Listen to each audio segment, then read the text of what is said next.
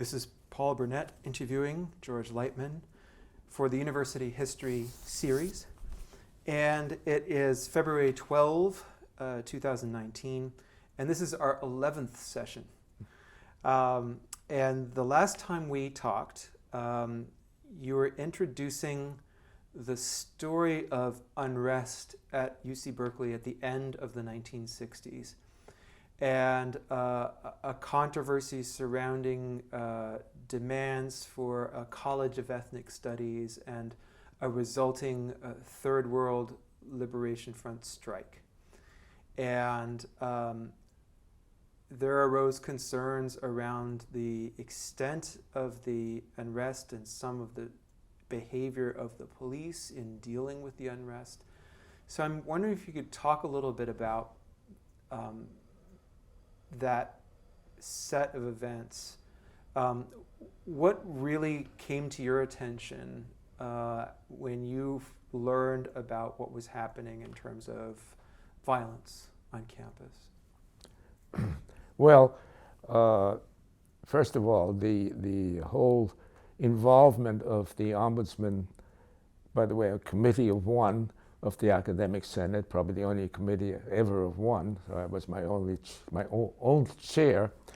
That came about in the fall of 1968. And very quickly thereafter, as you mentioned, there was the unrest in connection with ethnic studies and everything that revolves around it. And then the question was, given the initial charge to the ombudsman, there would really be no involvement by the ombudsman because I was supposed to deal with academic problems and complaints by students. And the Senate, in its wisdom, decided that being arrested, being victimized in a demonstration, or doing too much in a demonstration, anyway, being involved in the unrest, if you want to put it that way, was in fact an academic problem because it would have an impact on the academic standing and life of a student, and so they decided that it would still be covered under the original charge. So that's how it got to me. So it became clear that this was going to be a more violent kind of confrontation than we had expected and were ready for, really. In 1964, during the free speech movement, there was some of that, you know, when Sproul Hall, for example, was occupied by the students. The sheriffs came in and dragged people out by the feet. So that was the first one. And I did get involved in that only as a spectator. There was no filming of it, but there was a very definite and really very good look at that, particularly through public television. They did a lot of it. And so I, in fact, at that time, made a tape of the radio program that described the scene. And that was really sort of my first involvement. And then the faculty got extremely involved in the free speech movement, and I think the largest Senate meeting they've ever had, including today, took place when they were considering the free speech movement, what eventually led to the Sproul Plaza solution in a way. And it's still, in my mind, one of the most touching experiences of my long life at the university, because when we came out of that Senate meeting in Wheeler Hall, there were hundreds and hundreds of students standing around applauding us. It makes me cry. So I was, in a sense, involved, at least personally, in all this. And so, to my surprise, actually, I got this appointment. And so violence really escalated very quickly during the Third World Strike. So now this is 5 years later. This is 5 years later. Yeah, and it's a different, very campus climate at this point. Yeah, absolutely. And you know, just to bring in my own view, even at that time, I felt, and it became more obvious later, that sort of the underlying, what you might call impetus given to unrest was really the war in Vietnam. Mm-hmm. You know, there was this whole, of course, there was the anti-war movement, and I got involved by occasionally going on a march. In fact, just as a side story, we mentioned Angelo Mazzolo, Mm-hmm. who was a visiting scholar from Italy, and we went, it must have been 1964, we went on a peace march with him in San Francisco. So here was this visiting Italian scholar, and he really appreciated being involved in that. And At some risk to him. yes, Right. yes, yes. But you know, it was in terms of what we consider violence now, very peaceful. You know, I mean, the only time when I personally got involved in violence was when Berkeley and Oakland were involved in peace marches, and so did the Hells Angels. And I remember that the Hells Angels were actually let through by the Oakland police to attack the demonstrators, or the people with signs and everything. And that's really my first actual personal view of people hitting each other. When was that? Do you That remember? must have been in maybe 1967 or something, just before that period that we're now talking about. So I wasn't uninvolved in earlier, you know, what you might call demonstrations, but this was really my first exposure. And it got violent, the police, and by the way, interestingly enough, under the agreement among the local police forces, we have so many local ones, you know, ranging from Berkeley to Albany to Richmond to Oakland to San Francisco to Alameda, the sheriffs, the highway patrol. I mean, I think there were 17 units from Departments. from different departments Yeah. and agencies. They acted very often quite differently from each other. And in particular, the campus police tried to stay very much out of it because they knew that they had to live with us afterwards, you know. So they were the least involved in sort of physical action. And so when tear gas was started to be used and that kind of thing, I personally got involved because I tried to be as close as possible to the action to be able to say something if a complaint came about. And the first serious complaint I received was from a professor, I don't remember his name, who was giving a seminar in the main library on the second or third floor in one of the rooms. And suddenly the blackboard in front of him got hit by bullets.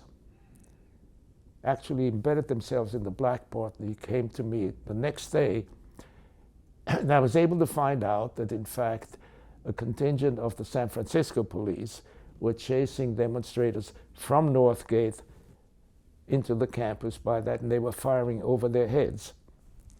You know, just crazy, absolutely crazy. So I was very upset about this, and of course he was, because he was standing under this.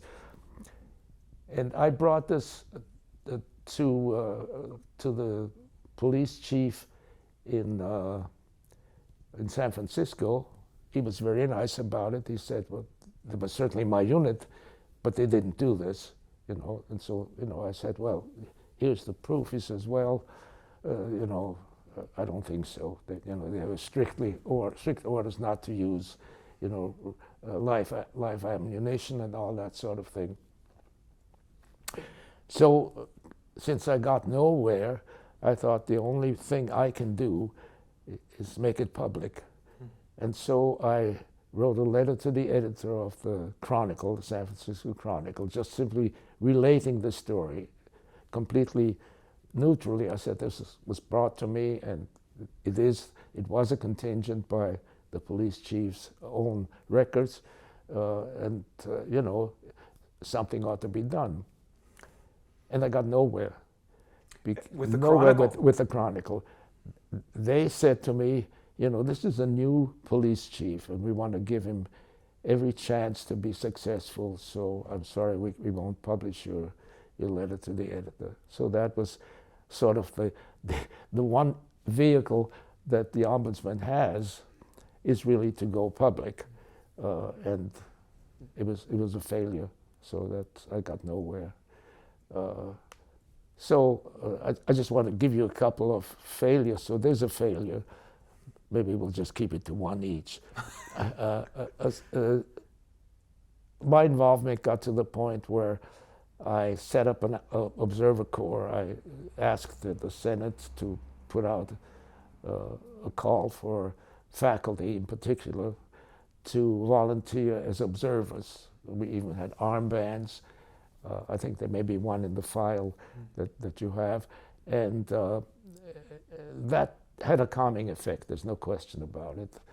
And I'll give you an example of that. This is already in somewhat later time, towards the end of this whole period, so it must have even been after the People's Park unrest. We'll say a little bit about that.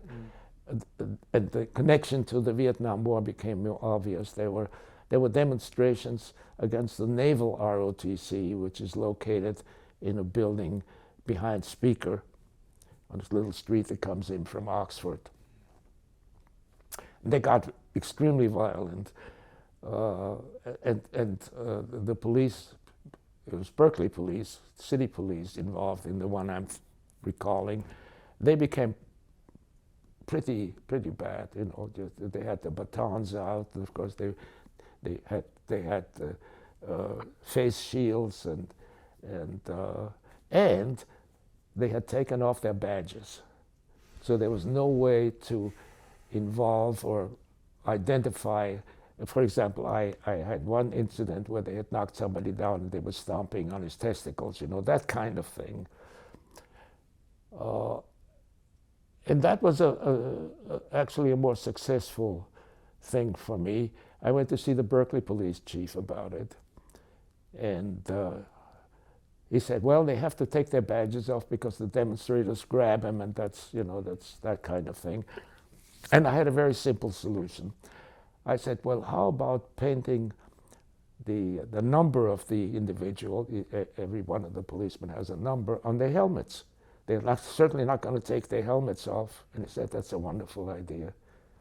And so they did that, and there wasn't a repeat of that kind of thing. You know, as soon as people get identified, about the same time there was another incident there'd been a riot, and it was after the riot had calmed down, but there was still, and that was campus police. They were still patrolling the campus. And it was behind Sproul Hall. There's, I forget the name of the street, right behind Sproul Hall, you know, where they park the police cars and things. Oh yeah, Barrow Lane. Maybe so. Anyway, it goes up behind the economics building. Yeah. There was a complaint brought to me that a student said that he had been stopped. He was just walking there by that patrol, maybe 4 campus policemen, and they got a little violent. And in fact, his glasses came off, and they broke his glasses. They stepped on him on purpose. So I had brought that complaint to the Berkeley campus police chief, and he said, well, I'll ask. And of course, there was a uniform, this never happened kind of thing, because people support each other. But fortuitously, there was a cameraman from one of the local stations who was still on a balcony, and he actually took photographs of this. And how it got to him, I don't remember, but it did. He came to me and he said, you know, this happened, I photographed it, and of course you can have it. So then with that evidence, I went back to the campus police chief, and he said, well, that's outrageous. And so they got suspended for a month. Okay, so that was a success in a way. There were also sort of funny incidents. I was standing in front of Moses Hall while there was a demonstration in front of Moses Hall. And it was very heavily peopled by actually very young people, high school students and others. It was got to be very exciting. Oh, is this the... Yeah. And so I was standing there. I was clearly not of that crowd. And a kid, maybe 12, 13 years old, came walking up to me and said, "Who are you?" And I said, "I'm an observer." He smiled at me. He picked up a rock and threw it through a window. He says, "Observe this." So, you know, there were humorous aspects on Well, so there was violence. And I think in your final report you said apart from one or two incidents, on the whole, it was, and I think this is post your presence, after you and others, because you were not alone, you had other faculty. Oh, absolutely, and absolutely. This observer corps was Yeah. there, and it was known, and the effect of you were going to the I chiefs think it was of a police. calming effect. Yeah. Yeah, I think so. Yeah. You know, I had very prominent observers. For example, Marion Diamond, who is certainly a big. She was one of my observers. I remember. Yeah. Wow. So. Well, so there was, in the press reports of the time, I was reading about the use of rock salt in shotgun shells. There was a student who was shot. Off a roof. Off a roof. Yeah, that was on Bloody Thursday, May 15th. It's the date and you know, the name sticks in my mind because just around 11:30, 12 o'clock, Nancy and I were having a lunch at Larry David's. It was a restaurant on Telegraph Avenue, and obviously a riot was in the making because it was the day after the university had put up a fence around that area, People's Park area, and then the people were trying to tear it down, and so the whole thing started, and they were chasing the rioters actually towards the campus, and they came through, and by that time they were firing actually birdshot already. And then eventually they ran out of birdshot. They started using buckshot. That's, you know, what I call them rioters. I don't know what a better name is. They were throwing things down on the police from the roofs. Yeah. You know, some bottles, and so it got violent on both sides. And the fellow who got eventually killed was one of the ones who was throwing things down, and they were firing up. By that time, they were firing up a buckshot, of course. They were under attack. Yeah, yeah. So, you know, and I immediately sent Nancy home because having a Welsh temperament, she used to march through the later on when the National Guard came in, she used to march through, you know, to get to her car to the swimming pool. She wasn't going to take any of this crap. And so I immediately sent her home. By the way, just as a side comment, that period, say from the spring of '69 through the summer, when I took my semester in Argentina, there were actually weeks when she didn't see me for 3-4 days at a time. I just didn't leave the campus. And in a way it was exciting because I thought I was back in the army. You know. I was going to ask you about yeah, that. Very similar experience. Yeah. This is the first violence? Yeah, since that time. So in a way, it all sort of came back to me. I didn't analyze it because there was too much going on. So I was standing then at the corner of Bancroft and Telegraph, actually on the campus side, next to I think it was the LA Times reporter who was looking at this whole scene going on in front of us on Telegraph Avenue, and he turned to me and said, "You know, you got your arm is bloody," and apparently I'd been hit by birdshot.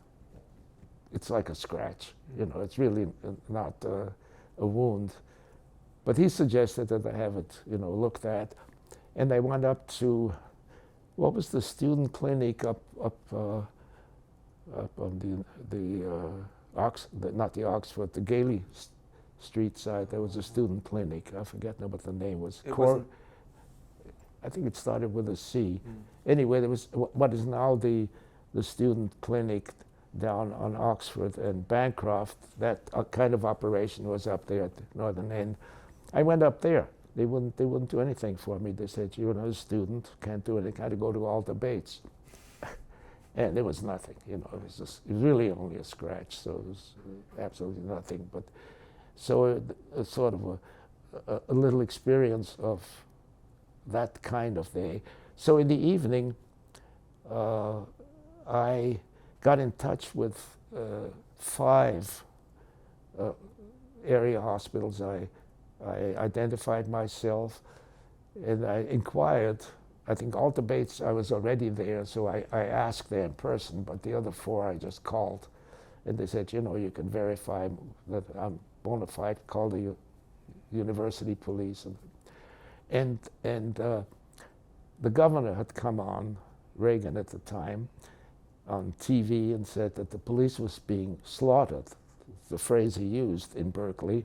And so he would call in the National Guard, declare a state of emergency.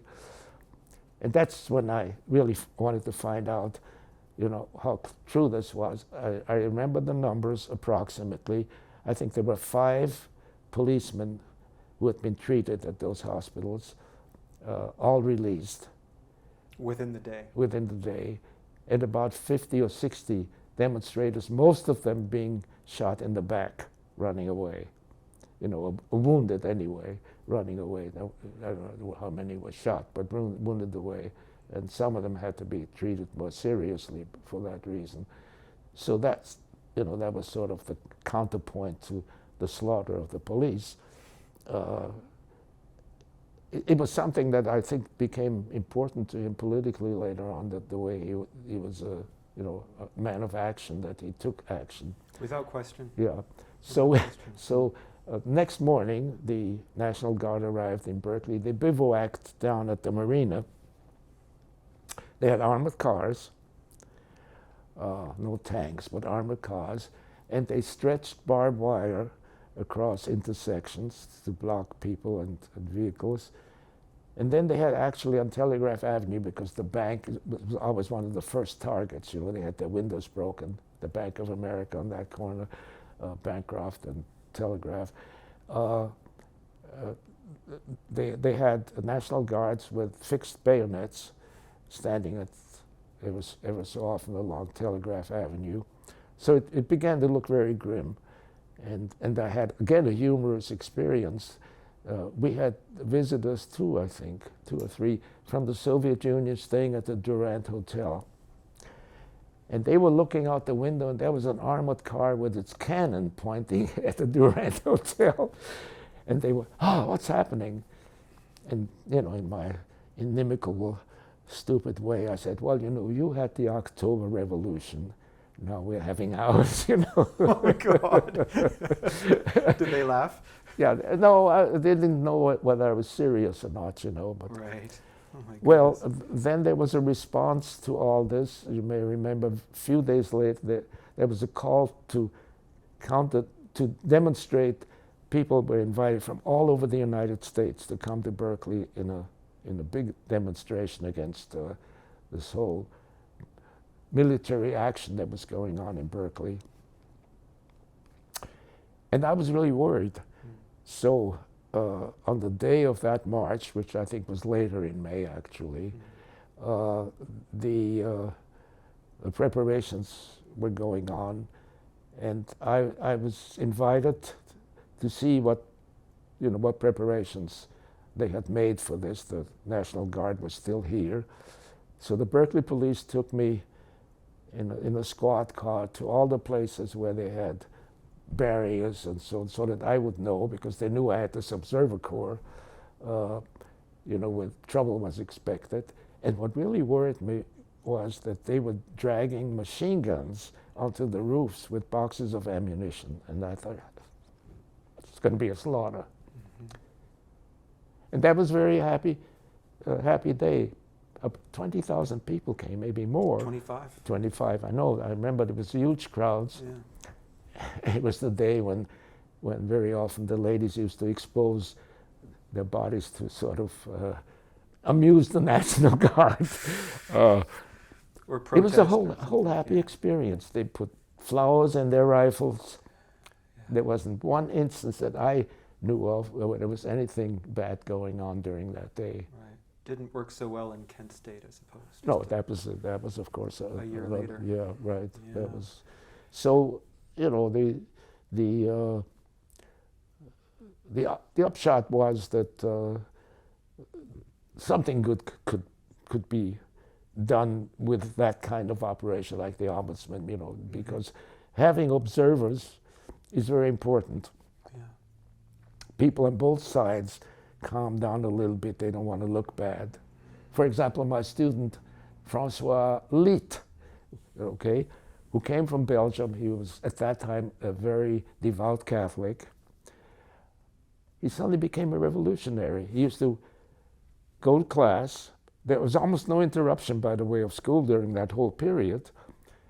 And then he'd run away and man the barricades, and then run back to the next lecture. And he became a very liberal person, you know.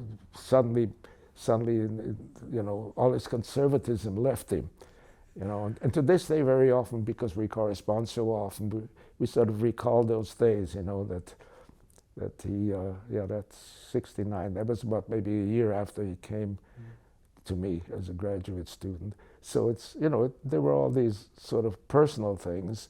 Of course, another one, which I think is very telling, and I don't remember who the chancellor was at the time, but there had been a big riot right on campus, and they had used tear gas, and those canisters get very hot. So grass and bushes had started to burn on campus and all that kind of thing. I walked across campus with him. He was crying. He said, I don't understand what this is all about. He had no clue really what was behind all this and why did this get so violent. He was destroyed because the campus had, you know, really suffered very badly from this. And you know, the broken glass from windows and all that kind of stuff. No, he was baffled. He was truly baffled by this. We can find out who the chancellor was. He was a very nice man. Wasn't one that I was very close to, but you know, he was truly, he was hurt. Yeah. I mean, it was a personal kind of insult to the university and to him, you know, that this kind of thing should happen. Well, it's the beginning, maybe not the beginning, because of the free speech movement was something different. But I think because of the actions of Ronald Reagan, this is the beginning of a turning point in the national reputation of UC Berkeley. It becomes a symbol of a perceived out-of-control, violent radicalism. And it's a narrative that has been kept alive and revived in recent years and deployed strategically to and there was a recent violence, of course, on both sides, you know. Yeah, although I would suggest that the narrative is more powerful and more important. The as you pointed out, Reagan's exaggeration of the quote slaughtering of police.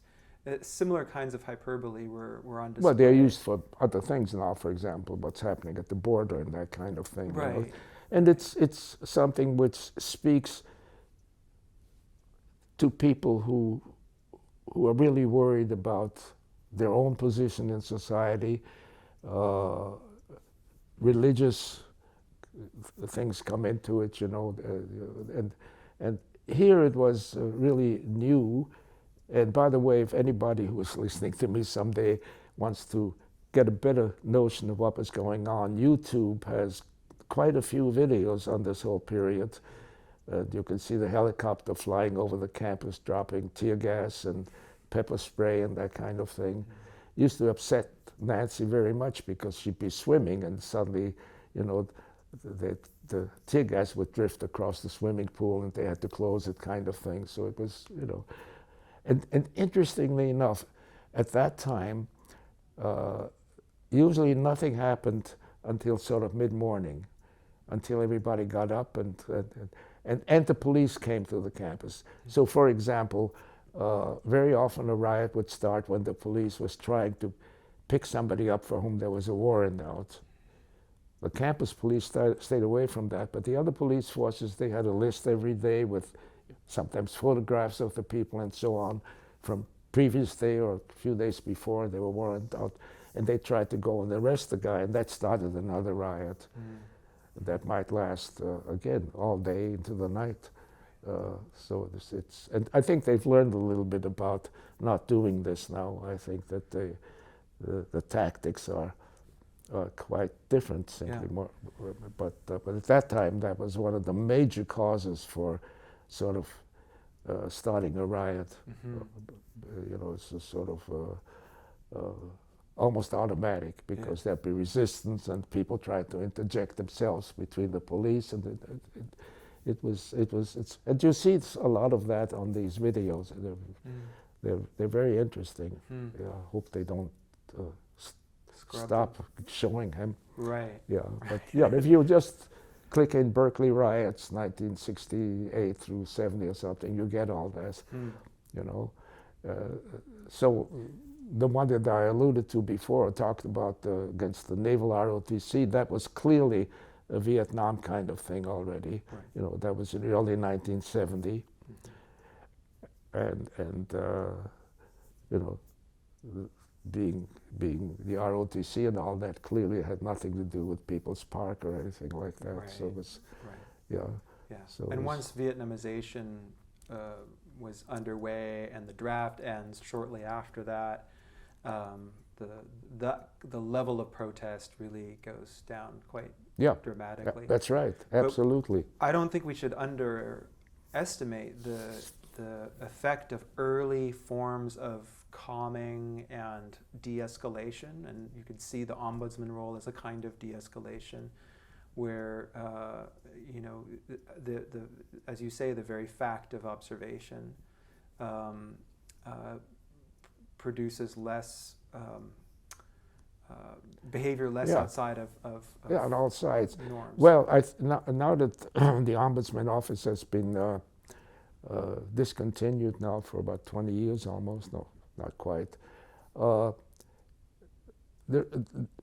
My feeling, and again, even the complete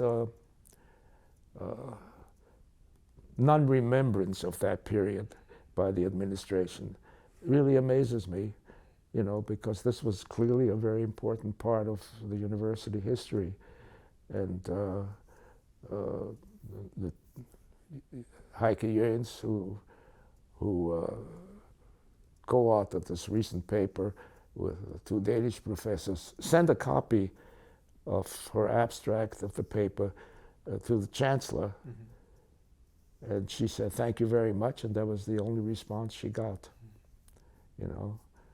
which is again interesting. Well, I think there's more remembrance of the free speech movement, which has a kind of happy ending, I suppose. But I think there's something darker going on. I don't have an explanation for it, but it really surprised me that it was the 50th anniversary this year of the ombudsman. It was last year, because it was 68 through today, and that was exactly 50 years, and there's no mention of that anywhere, which I found really surprising. And it is now 50 years since the Third World Liberation Front strike. Right. So that's how we are marking it today. Yeah, right. No, but I thought it'd be interesting to you as a historian that such what to me seemed an important historical event is completely forgotten. Well, that's kind of the defining contours of history is as much what is not included in archives as what is. better left out, kind of. Better left yeah, out. from Yeah, those who don't want it to be there. Yeah. So turning then from that to other experiences, you were on the budget committee and you served on the budget committee. And when was that roughly? That was 79 and 80. And that was one major assignment I had. And it was extremely interesting because it made me more aware of the quality of the faculty in non-engineering and science areas. And it was a happy experience from that point of view. It was extremely labor intensive. It's a half-time appointment for 2 years. And every weekend I would spend in the administrative, it's the chancellor's office wing of the administration in that building, where the files were, which were under a triple security system. You had to have a password, and you had all that stuff to get into there. So the files are kept very, very close to the chest. And as a member of the budget committee, I was able to see everybody's file except my own, of course. So it was an interesting experience. I think at that time there were 8 members of the budget committee, and so they tried to sprinkle all the different disciplines into the budget committee. I was from the professional schools in science or engineering. There were people from the humanities, of course, people from the pure sciences. I know there was somebody from chemistry at the time, and there was somebody from the English department, I remember that. And it was an interesting experience because the 7 of the members, not the chair, were assigned different segments of the faculty. And what would happen is that the proposal, either for promotion or for hire, would come eventually to the chancellor, who would immediately send it to the budget committee for comment. The budget committee, of course, doesn't make decisions, but they're advisory to the chancellor. And by the way, just as an apropos, we handled in 1 year almost 1,000 different items.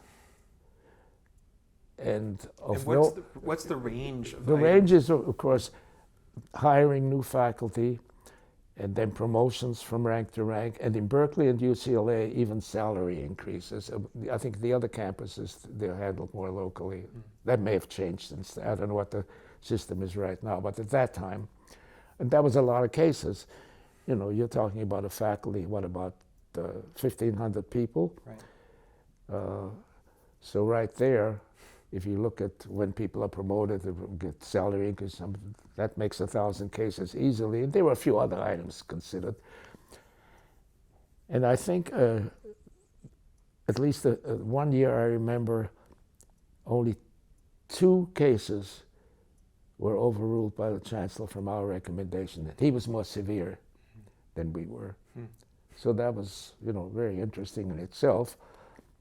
And I guess I mentioned to you the other day the little episode where a member of a humanities faculty was surprised that the engineers got doctorates because he thought they built bridges and repair cars, kind of thing, and so the whole question of what is research came up, and I mentioned to you that maybe semi-facetiously I said, well, in the humanities particularly, maybe even the social sciences, they do not research, but scholarship. And I said it's undoubtedly incorrectly believed by people that the difference is that in the sciences and the science-based disciplines, research meant coming up with new basic ideas, whereas in the scholarship part of this picture, the idea was to go to the library and read what other people have said about a particular subject and sort of put it together from a new point of view. But I said, I'm sure that's not true.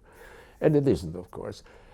but and the other aspect of it was that there were certainly disciplines, subjects, where we had no cause, no grounds for making decisions other than go to the experts. For example, in literature, the critics, same thing in particularly the graphic arts, because there would be tremendous non-competence to do that. The people like modern art, they hate modern art. The criteria were inaccessible. They want the real criteria should be by people who are the experts, yes. And so we always insisted. I talked about this maybe too much, that we should really look at what the reviewers of a play, for example, or a book or whatever, say, not how we feel about it. Because I had this example. We had somebody who had written a book, and he came up for quite a high promotion. I don't know whether it was the step 10, or there were only 9 steps or 8 steps then, or maybe special salary. Anyway, there really had to be a good look at that person. And so we were all urged to read the book he had written. And, we all did that. And I was very puzzled, because as I looked at it more closely, as I read it didn't sound right. And what he had done is changed the gender of the subject he was talking about from one mention to the next. So he was he and then she, and then it was he and then she. And so I wasn't fond of that, but I wasn't a critic, so I stayed strictly out of that. But so it had that aspect. But as I say, if I looked at the overall impression I got of the campus, faculty particularly, I was really impressed, because generally people in different disciplines don't look at the quality in other disciplines. And so this was one way of doing that, because every case, the case were presented by the person who was in charge of that area of the faculty. So it was, for me, engineering, paleontology, I don't know why, and physical education, because I swam, I guess. and then the case would be presented with all the recommendations. And in those days, it came from the department to the dean, from the dean to the chancellor, and then came to us.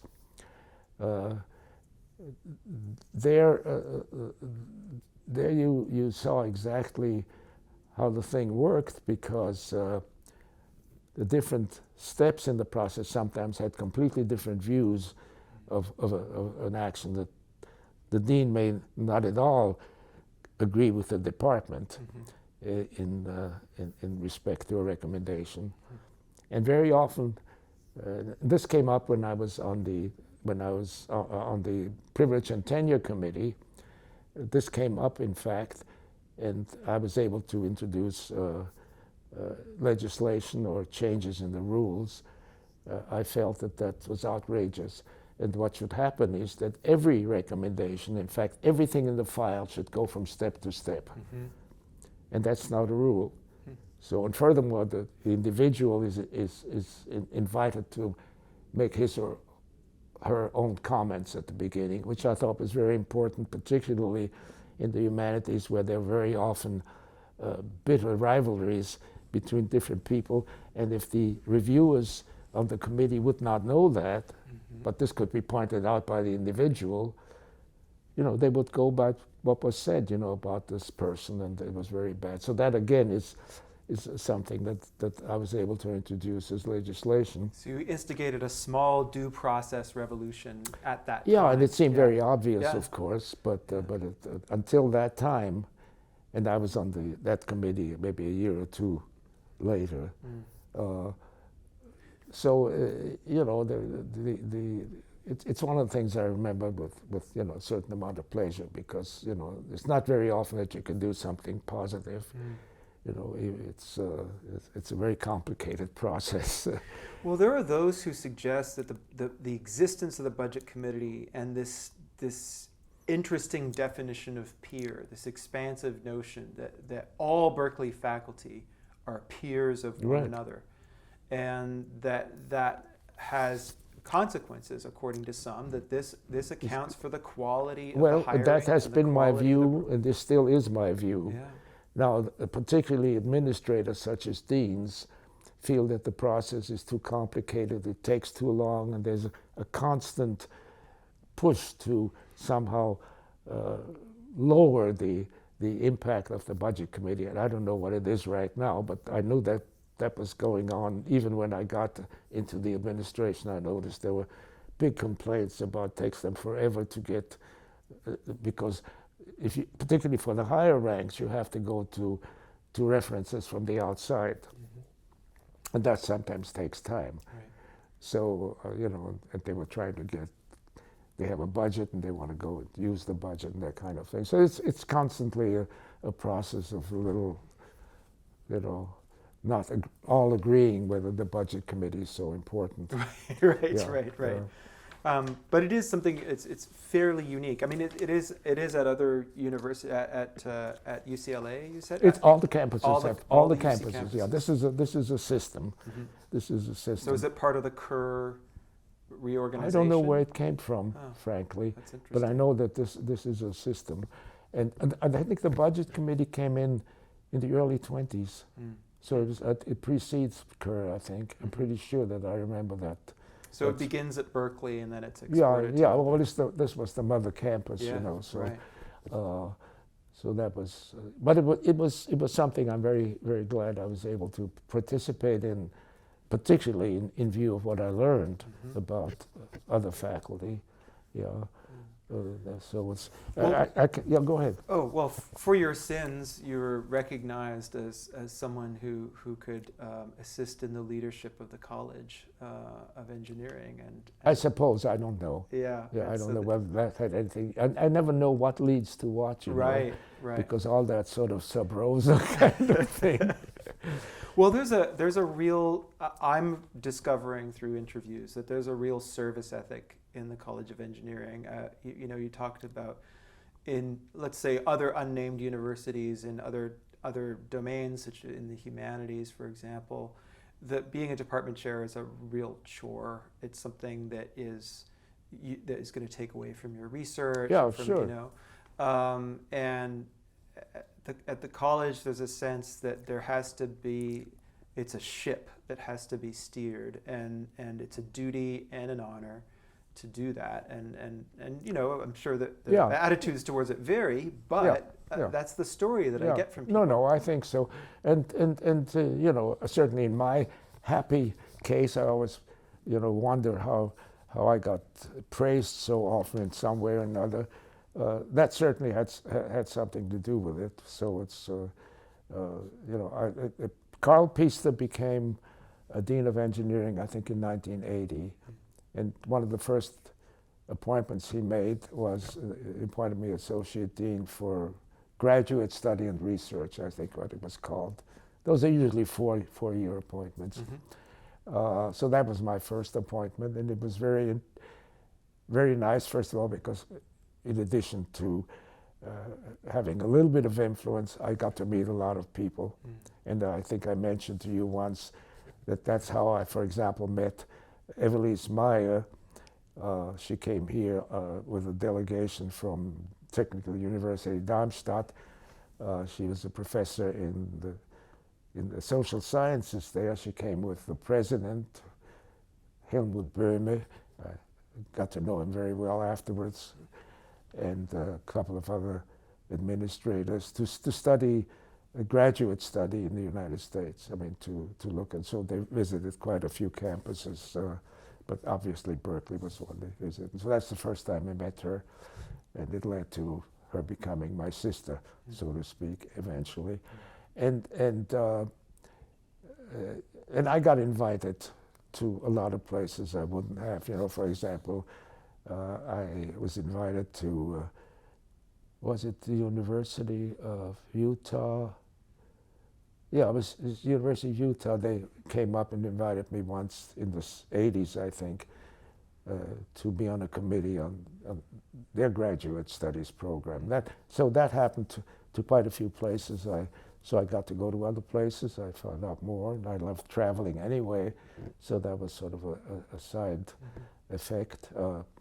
And you had done that for a long time too, just as a faculty member. Yeah, you but had not, been invited to sort of yeah. review other programs. Yeah, but not this. This really gave it another push, and now that they could say that, you know, they were on this committee we had, you know, an associate dean from Berkeley. There is that aspect to it, and you know, it all sort of everybody fits together, kind of thing. You know, it even got me to the University of Hawaii once, but. So that was the 4-year period. 80, yeah. Just about that time, it was a very interesting, happy year for me.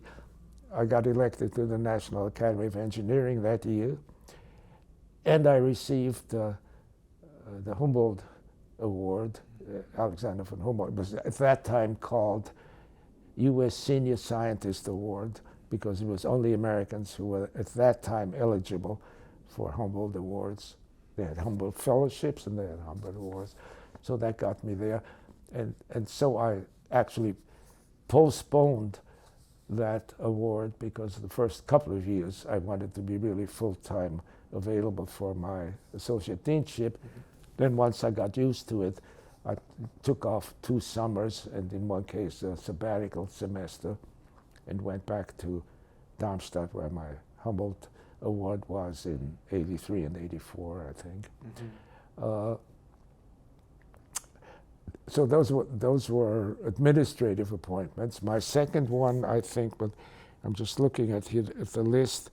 I was 80. Associate Dean, actually, I was 81 to 85, those 4 years. And then in 86, I was appointed to a second 4-year associate deanship called Associate Dean for Academic Affairs. Yeah. Did you go back to back, or was it? This did was you all, have a year off between? No, those this two? was back to back. Yeah. This was back to back. In later ones, I think there was some intermediate. Yeah, right. And in 88, I was the acting dean of engineering because Carl Pista went on sabbatical. So that was during that period, 86 through, no, that was the next one. Yeah, that was 86 to 90. Yeah, academic affairs.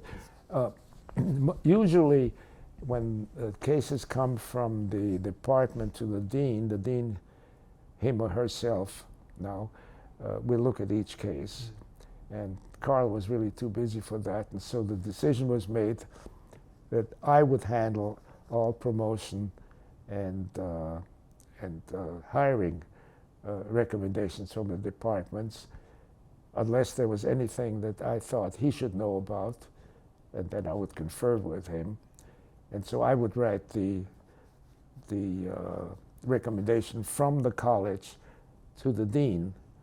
So I would draft that and write it, and of course, if I had any doubts about it, I would show him what I'd written. And generally, he was perfectly in agreement.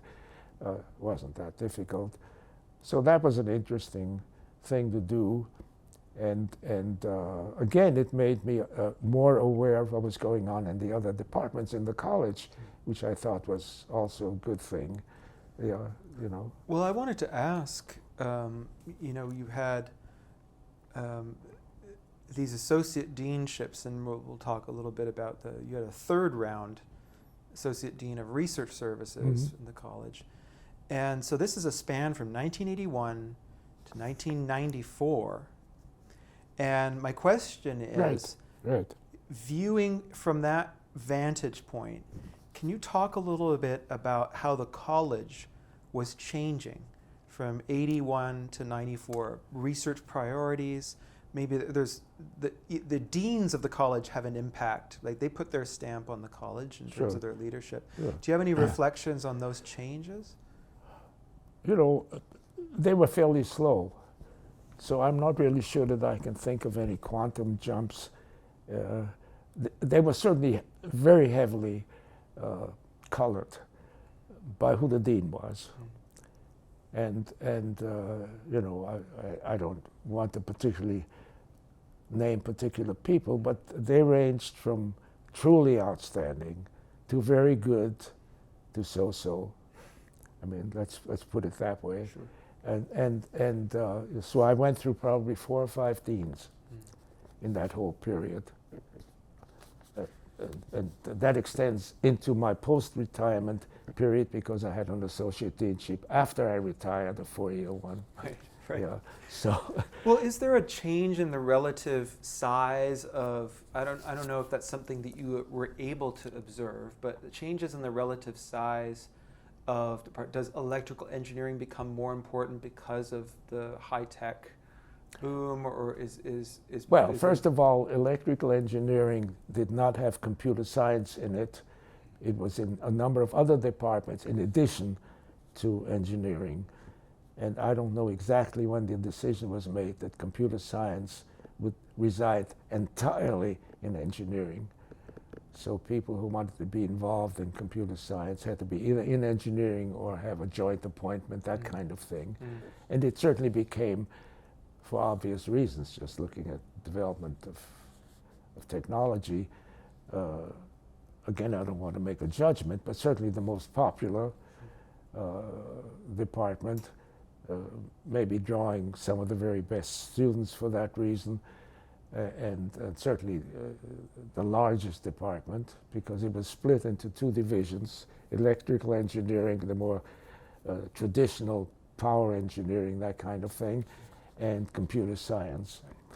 And from a prestige point of view, the computer science one, given the rise of computer science in general, became, you know, the drawing point. In fact, it's very interesting, and again, this came up with my connections, particularly with German universities.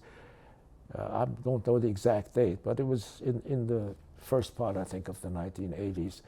They were trying very hard, really pushed by the computer industry in Germany, to establish something sort of like the computer science departments at MIT, at Stanford, at Berkeley, and some of the German technical universities, so that they would have their own MIT and so on.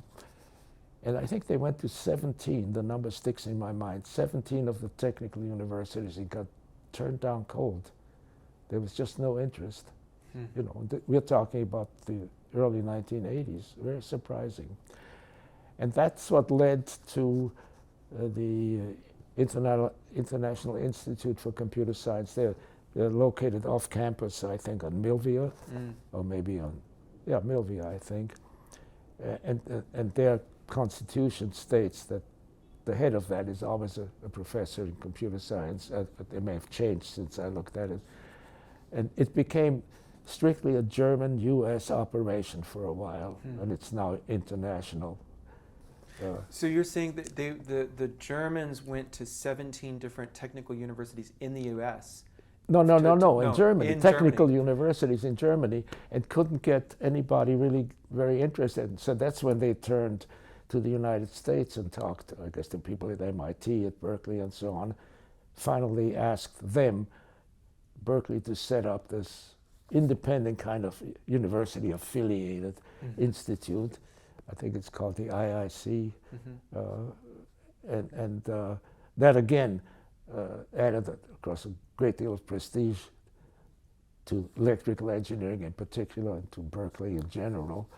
And then when it became truly international, I don't know how many universities worldwide have people here.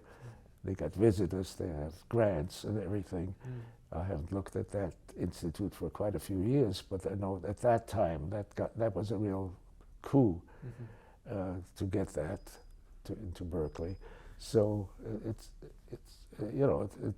Stanford, of course, was always very strong in that because of their proximity to Silicon Valley. I mean, that was always one of their big things. But you know, it's. I think that this is where particular things were really doted on, and we got a lot of support. I mean, clearly there's a money aspect to that too. Always, you know. I mean, Right. you can't. There's no reason why it wouldn't be. Mm-hmm. So is there once these clearly the United States emerges as a leader in science and technology education. After World War II, Europe is decimated, and a lot of faculty have left and populated American universities. And then several generations later, you have the current situation in the 80s and 90s, and they're looking to American universities. Was there a kind of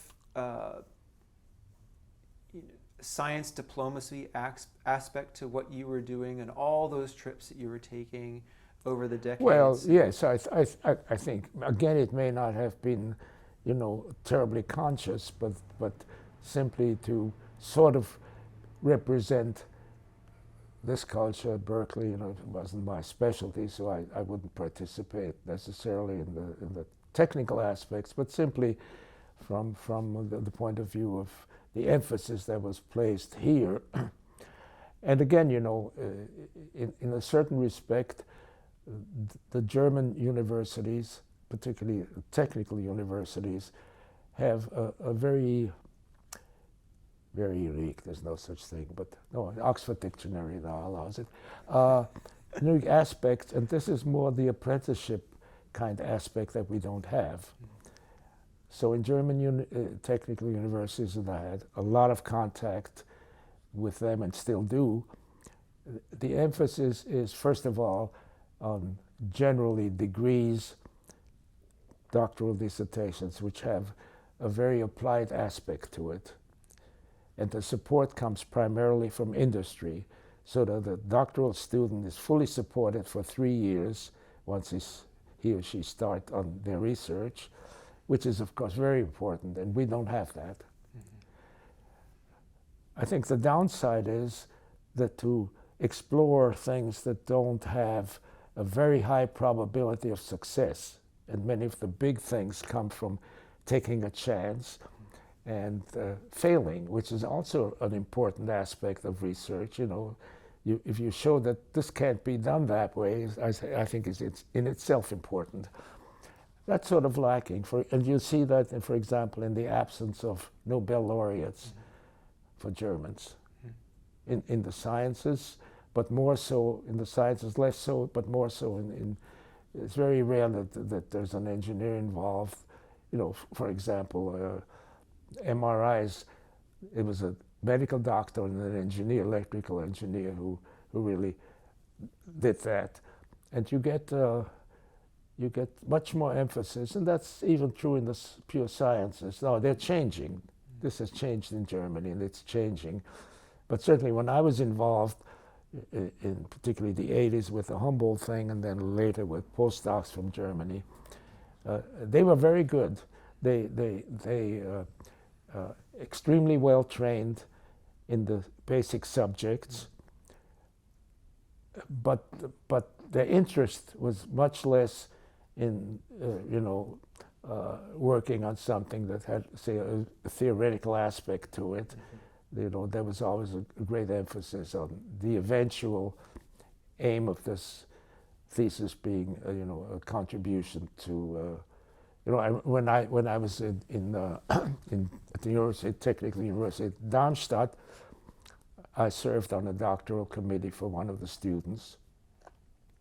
It was when I was doing things with uncertain systems. I was beginning to do that, and so the application there was to deal with the effect of vibrations and other perturbations for high-speed turbines.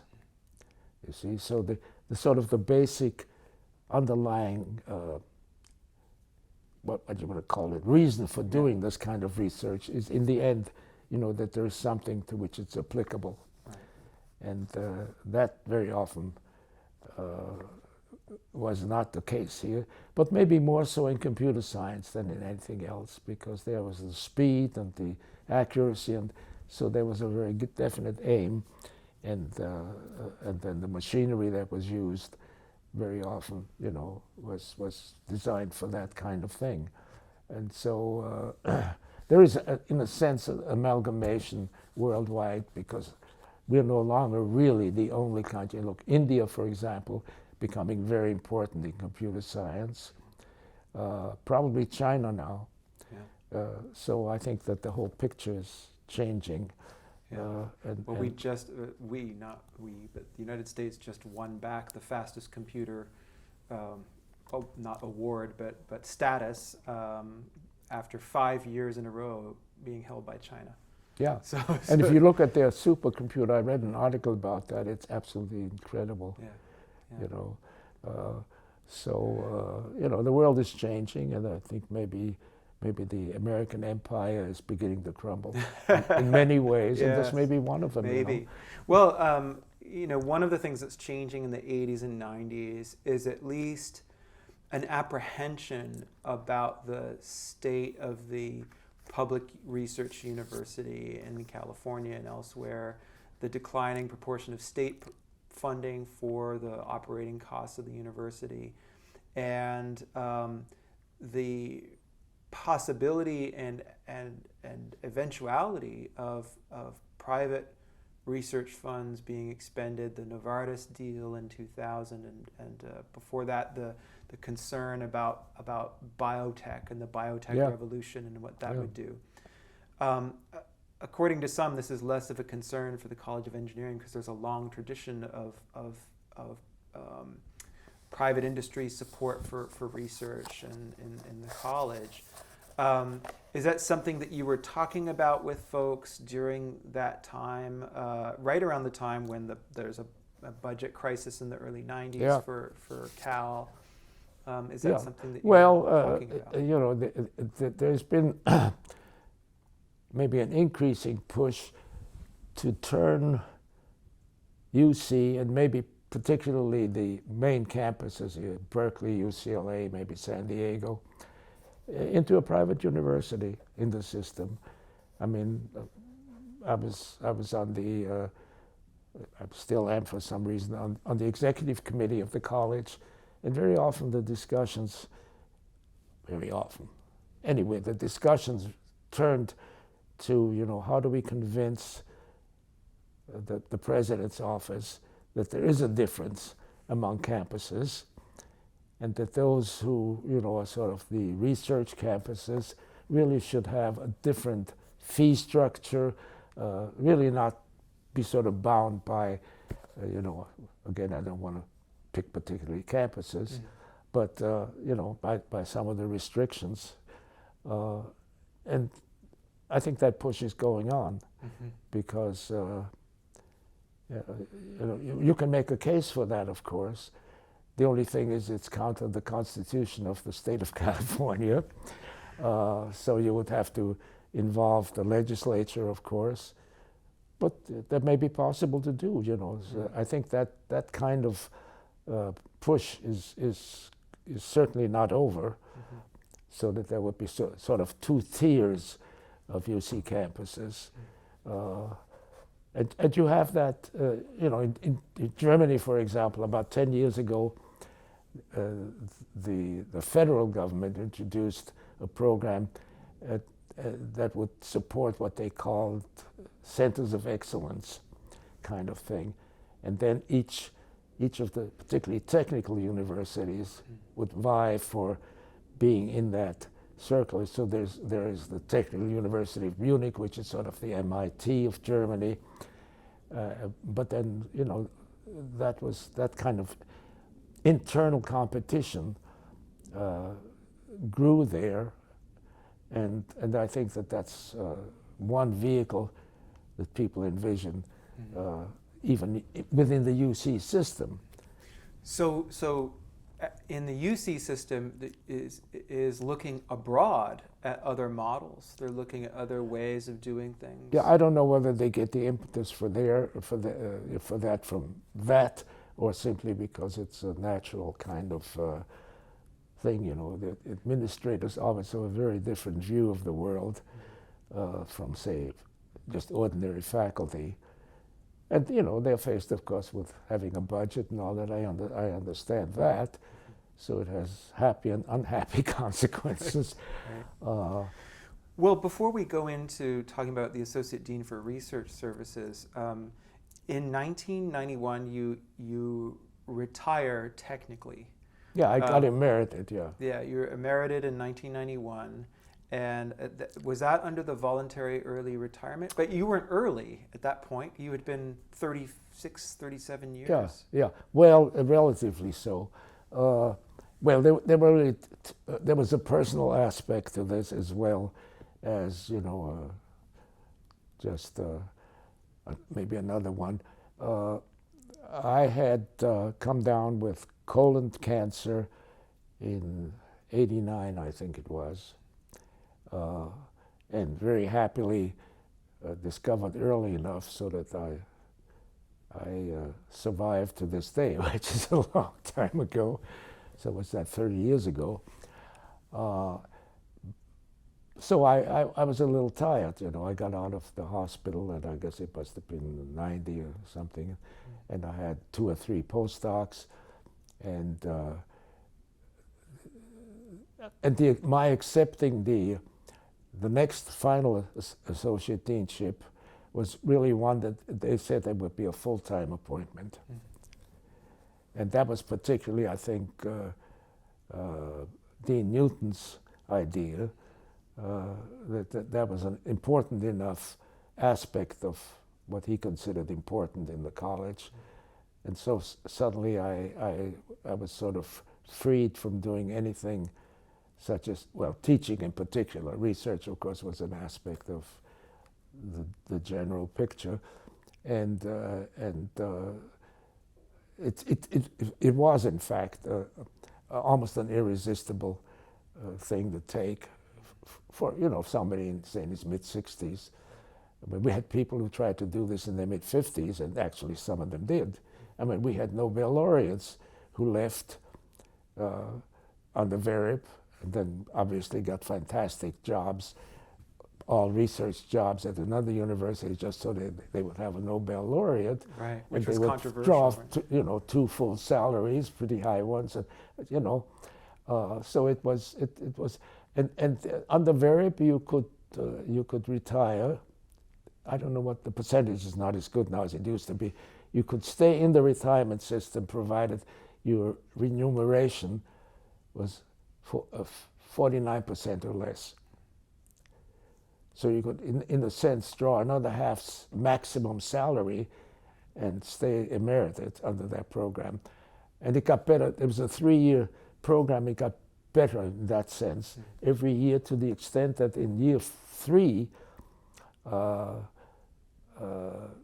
the dean, the chancellor, said that he would resign if Berkeley got that good terms, such good terms in the 3rd year.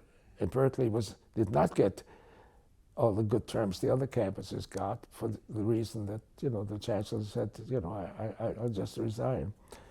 And that was Cheng Tian? Yeah, Tian, yeah. And, you know, he was a fantastic chancellor. You know, he was a colleague in the department, of course. He was a man who was single-minded in terms of doing the job, doing it well, and working really hard. You know, he would clear his desk every night before he came to work. Everything that was pending, and, you know, wasn't really long range, he did. He'd walk around the campus and pick up paper, you know, and throw it. My own experience with that was when I retired from the deanship, the research services deanship, the staff, and it was a very large staff, I don't know how many, but the whole west wing of the 1st floor in Hearst Mining were offices for that operation. Staff gave me a party, and he was the first person to show up. And that was universal, you know. He first of all, he enjoyed doing it, of course, but he was always, you know, not trying to get out of that kind of thing. And we've had other chancellors and you know, that level who try to get out of any of that kind of distraction, you know. Yeah. Well, I mean, it's a very demanding job, and he was clearly an extraordinary individual who would... He really was, and it's a tragic thing. Yeah. I mean, you know, they were neighbors. They lived on the next block. Yeah, corner of Avenida. No, yeah, corner of Avenida on the next block. They had that house up on the hill.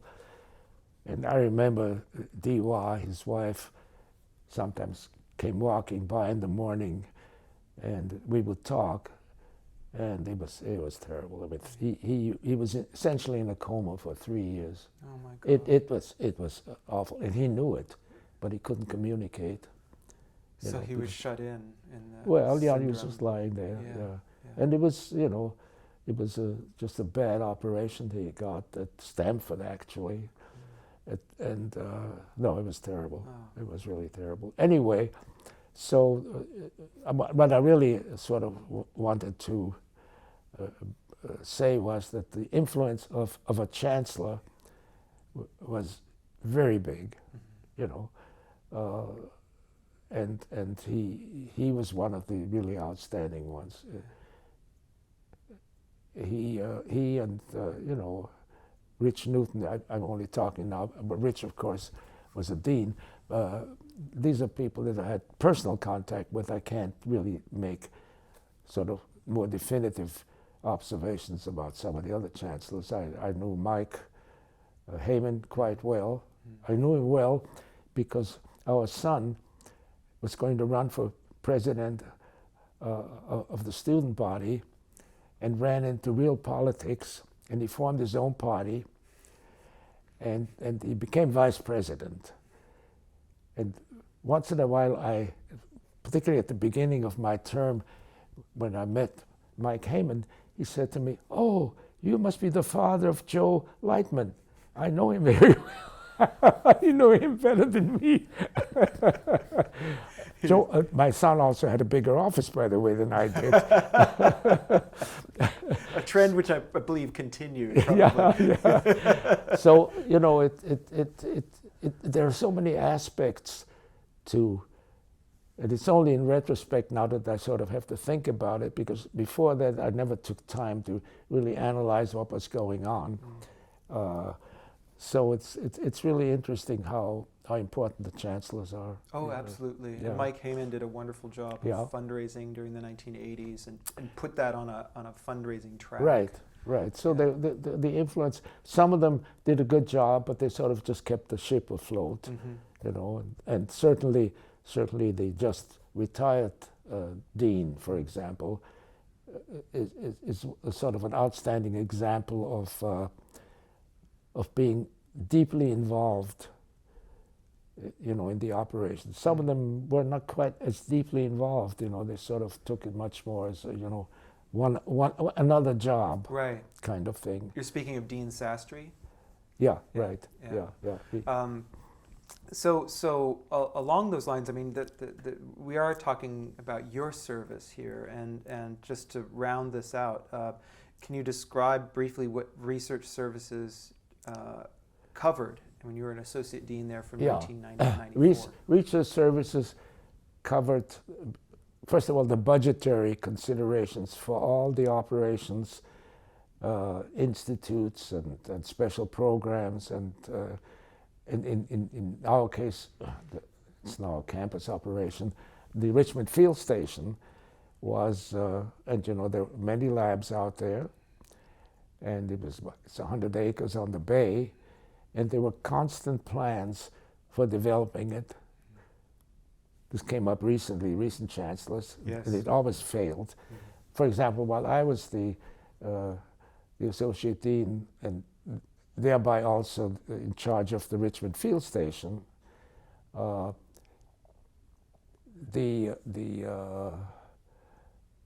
think there were 2 studies by private contractors to see what could be done I think they both came up with pretty much the same idea, a research park, kind of thing. But it cost a lot of money to do that. So I think the chancellors changed during that period, and one chancellor had that at the college also under consideration, and then the next one wanted to see, was that really good? And they hired another company to do this.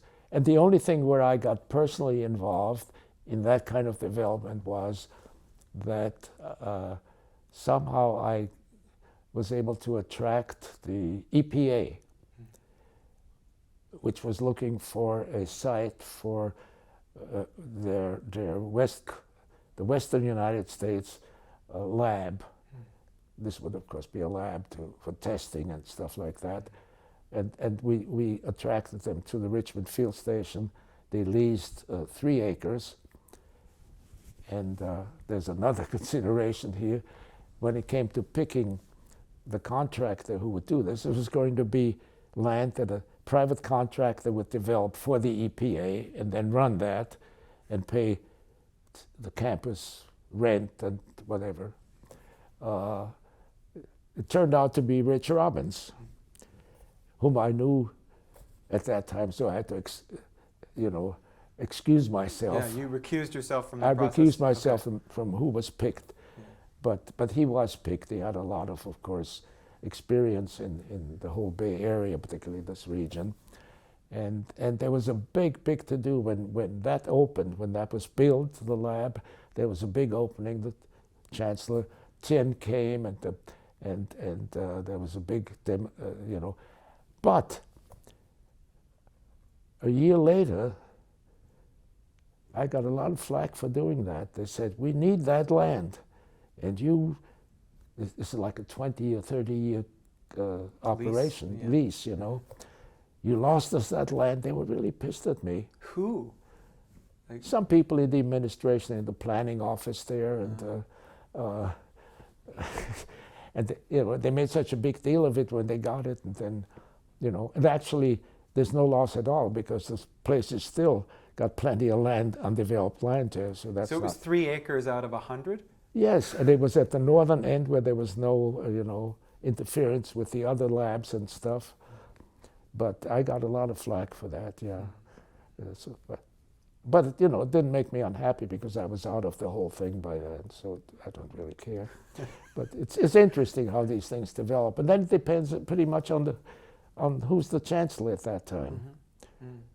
I don't remember, and I don't even want to think about it, but it had to do with who the chancellor was. So retrospectively, they were angry that they were this angry had happened. Right. That's right. It wasn't, it was after I stepped down, by the way. I still, and the other humorous aspects of having that job was I met with either the director, who was Frank Junta at the time, and he had been a senior person in my office, and he became the director of Richmond Field Station.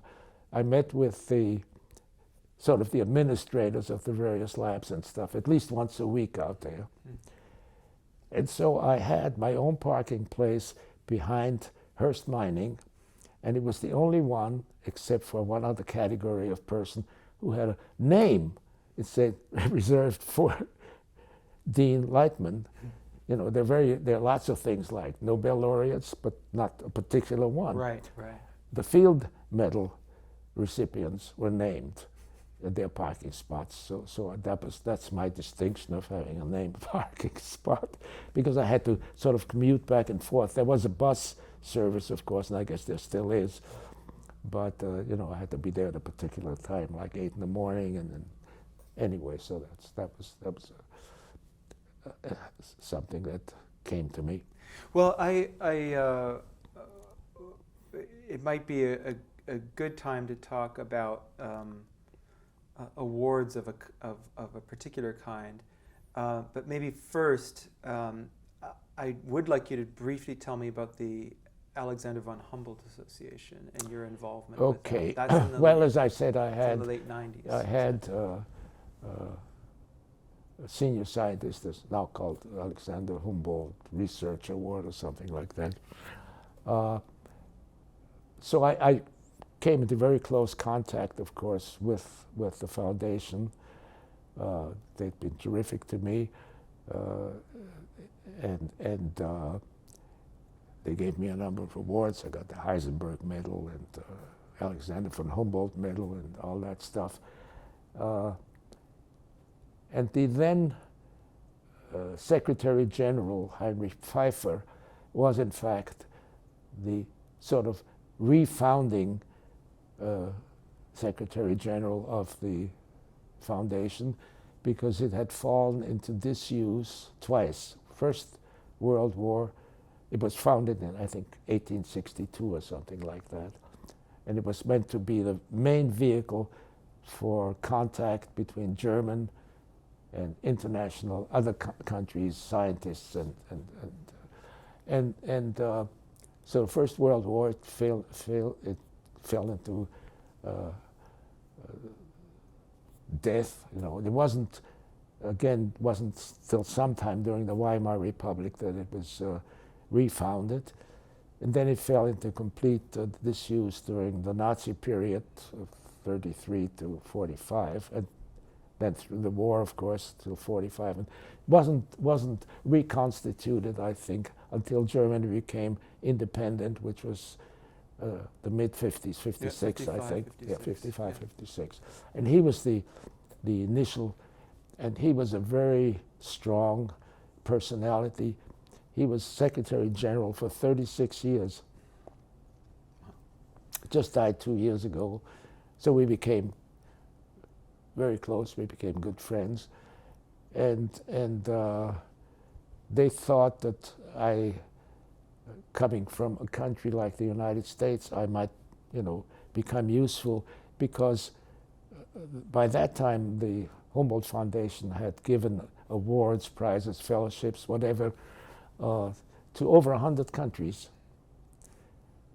And the main recipient of their largesse was sort of the United States.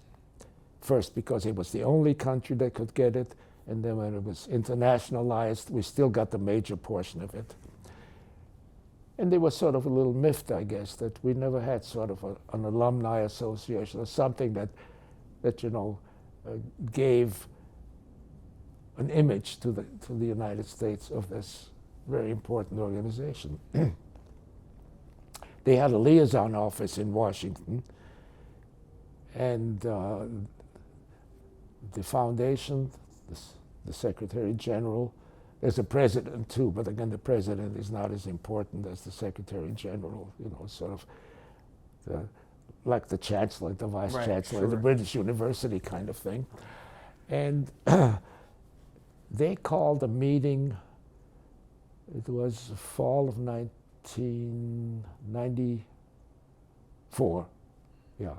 They called a meeting at the University of, I think it was Wyoming, Minnesota, no, I'm pretty sure it was Wyoming, and invited former prize winners, as well as also some fellows who had become very important, some of them rose up, to this meeting. They had maybe 50 or 60 people they invited to a meeting to discuss the establishment of some kind of, I'll call it alumni association. That's not really what they had in mind, but in the United States.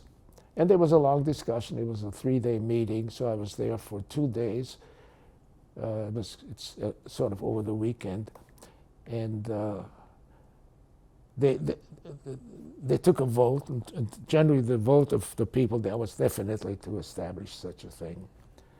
But I had to leave on Sunday because I was going to Europe with Nancy, I forget now what it was, either Monday or Tuesday. But when I got back and even that evening already, it must have been Sunday night, there was email saying, "You've been chosen as the founding president." They said, obviously you have to accept this, but that was the vote. So I thought about it quite a bit, because it was certainly attractive in a way. And by that time, of course, I was retired. Mm-hmm. So I also finished the term of, the associate deanship. Yeah, that's right. And so it became attractive, and I accepted. And so that's how this happened. The terms were going to be, I think, 1-year terms. They changed that immediately to 2-year terms because they couldn't get people to volunteer to do this. So my vice president was a professor at Cornell, but originally from Germany. He was in the medical school, but he was a professor of physiology, Klaus Beyenbach. And he then succeeded me as president after the second year. And that was wonderful from many points of view. First of all, it again involved a lot of travel, so all over the place, because they wanted to, when a particular organization of that type, alumni or other, wanted to invite somebody, they wanted to invite the United States, either president or former president or something like that of the Humboldt Association. It was called the AVHAA, the Alexander von Humboldt, the American Alexander von Humboldt Association. Yeah, AVHAA, the American Alexander von Humboldt Association. Or of America, maybe that's the second A. I forget now what the written title was, but that's what it stood for, with offices in Washington, D.C. And for those first few years when I was involved, the foundation was really supporting this fully. So all the travel we did and the staff we had in Washington, the offices were in the building that actually NRC used, right on the canal coming in Georgetown. It was a wonderful operation. So that's how I got into it. And it's really, I'm not involved really now. I haven't been for a number of years. But for example, the second Secretary General, Manfred Osten, I've been in touch with constantly. And the third one, Georg Schütte, became the head of the Secretary General. He was quite young, outstanding guy, and then became the head of the Fulbright operation in Germany. And about 3 or 4 years ago he became what when he visits, he's called the Deputy Minister of Education. It's actually in Germany, they have something called Staatssekretär, and he's usually the operational. It's very much, again, like Chancellor and Executive Vice Chancellor. Gotcha. So he really runs the ministry. The minister is a political person, of course. So he's, to this day, that's what he is. Wonderful. And we've stayed in touch until a couple of years ago. Then he became very busy. We'll still get a birthday card or something, but it's not, it's not, a real close relationship. And it's been terrific. And they've been involved in everything. When I had my 80th birthday celebration, there were 3 Secretary Generals, those 3 that I just mentioned there, and it was a good relationship, and it's a very important operation. Well, we should just say that the George Leitmann birthdays are something to behold. You have had a 65th celebration, an 80th celebration, and my 70th actually was a big one, a really big one. And again, the then 2 Secretary Generals came all the way from Germany, Pfeiffer and Osten.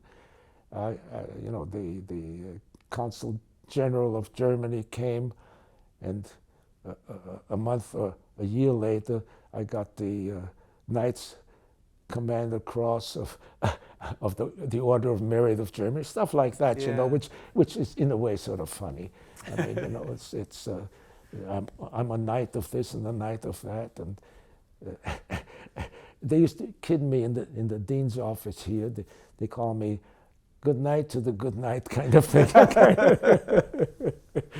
And I really look at it. You know, the older I become, the more I realize that these things are nice, wonderful, but they're not really important. Yeah. You know, they're just nice, and sometimes you wonder just how this all came about, but it did. Well, there's one award I would like to ask you about in a moment, but I thought this would be a good segue to talking about what's important. And I'd like to ask you now to reflect a little bit on the role of Nancy in your career and in your life. Can you talk a little bit about Sure. her? Well, in my life, I think what sort of tells you what it meant is that we just celebrated our 64th anniversary. Okay, that was just a few days ago, in fact, end of January.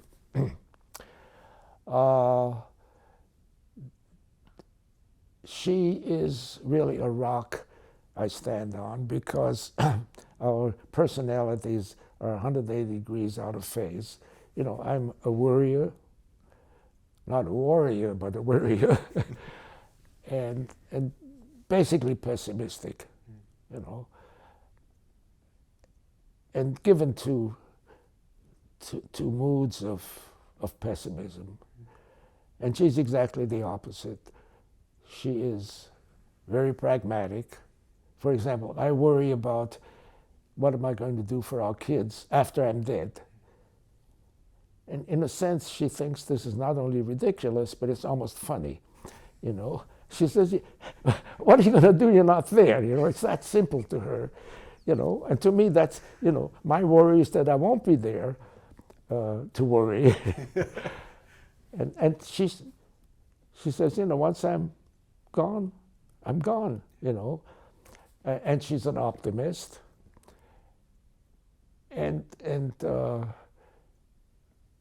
Well, she's a treasure, let's put it that way. And we very often talk about, you know, how different we are. We realize that. And we very early on decided a number of things and never talked about them again. For example, I'm a Jew, she's a Protestant. Well, it turns out I'm an agnostic Jew and she's an atheist Protestant. So that was no problem at all. I signed in my mind a agreement which has the short title, I make the money and she spends it. You know, it's funny. It's not true, of course. You know, and she's just a person that, you know, she had a master's degree in Romance languages. And when I, sort of in the early 60s, when she realized, you know, here I was a professor and everything, and she doesn't have a PhD. So she was going to get a PhD. Her main interest, as I mentioned before, sort of was the theater, drama. So she was going to get a PhD in the English department, essentially in theater. It didn't work at all because she, you know, first of all, we had two small children. She was very involved in being my hostess, which was important both, well, it was pleasurable, obviously greatly pleasurable, but it was just important in terms of dealing particularly with a lot of visitors that we had at that time, you know, like Pontryagin and people like that. And she just couldn't do it, you know. She called me one day in the office and she said, I hit a man with the car. I said, don't say another word. I'll be right there. It was the corner of Glendale and, is that my telephone? Maybe it's... So a major role of Nancy in life was as this support and as this kind of counterpoint to your personality, and her tremendous support over the decades in doing all sorts of work, the social work around welcoming faculty and colleagues, and the students at Cal that she fed every week for that year. And she also was instrumental in raising your son and your daughter. So I'm wondering if we could talk a little bit about Elaine and Joseph. Sure. Our first child was born, excuse me, while I was at China Lake in the Mojave Desert. 57, is that right? It was, he was born in 57, and I had returned there in 56. I got my degree in 56, so I returned actually in 55 already to China Lake and spent the second year of my graduate study here there, finishing my dissertation with a better computer. And then Joseph was born in April of 1957, right? So essentially 2 years after we were married. And he was always an interesting kid. Just give you one example. We lived in El Cerrito at the time. And one night, no, that was already here, so it was 61, so he was 57, so he was 4 years old. We built this house in the fall of 61. It was finished in, I guess, November 61. And so he and Elaine had separate bedrooms up here in this level, and we had a separate bedroom wing for ourselves. We could keep that door closed. But one night, I heard him come down the steps. I am a very light sleeper, and I didn't say anything. He walked up to my bed, and he went, "Psst, psst, Dad, psst." Finally, he knocked on my forehead. That's what he did. He finally knocked on my forehead, and I said, "What do you want?" He says, "What comes after 99? You know?" And I said, 100? He turned around and went back to sleep. You know, he was always that kind of kid, you know. He was a very good student at all levels. He had a double major at Cal in development studies and economics. Then got his degree here. Went to Harvard, to the Kennedy School, for a Master of Public Policy with a 2-year program as a Kennedy Fellow. Actually, Princeton wanted him. They really wanted him, and he should have gone to Princeton. Yeah, I think so. But anyway, so he got the MPP. Then he volunteered for the Peace Corps immediately after that. And he had been, while he was a student at Berkeley, had been an intern at the Peace Corps Foundation or the Peace Corps operation in Washington, D.C. one summer, and he was very instrumental in setting up the Peace Corps Foundation, actually. He got very involved in that. And one of the things he learned were the codes for the various Peace Corps operations in different countries, and he found out that there was going to be one in one of the African countries, and they had sent one of the princesses, it was a kingdom, one of the princesses to meet him while he was an intern, and that's where he was going to go. Then the money fell through and they didn't make one, and then he found out there was going to be another one in an attractive place, namely the Cook Islands. So he was the first Peace Corps head for the operation in the Cook Islands, and that got us to right away to one of the many places that his subsequent jobs got us to. We had great visits to the Rarotonga, the capital, and so that was great. And then he got involved with the World Bank. He got first an internship there, and then in the late 80s he joined the Peace Corps. I think he just finished his 30th year, or he's just in his 30th year now. And that was just the kind of job he wanted. You know, it was interesting. He had, given the Peace Corps, always been interested in doing good things.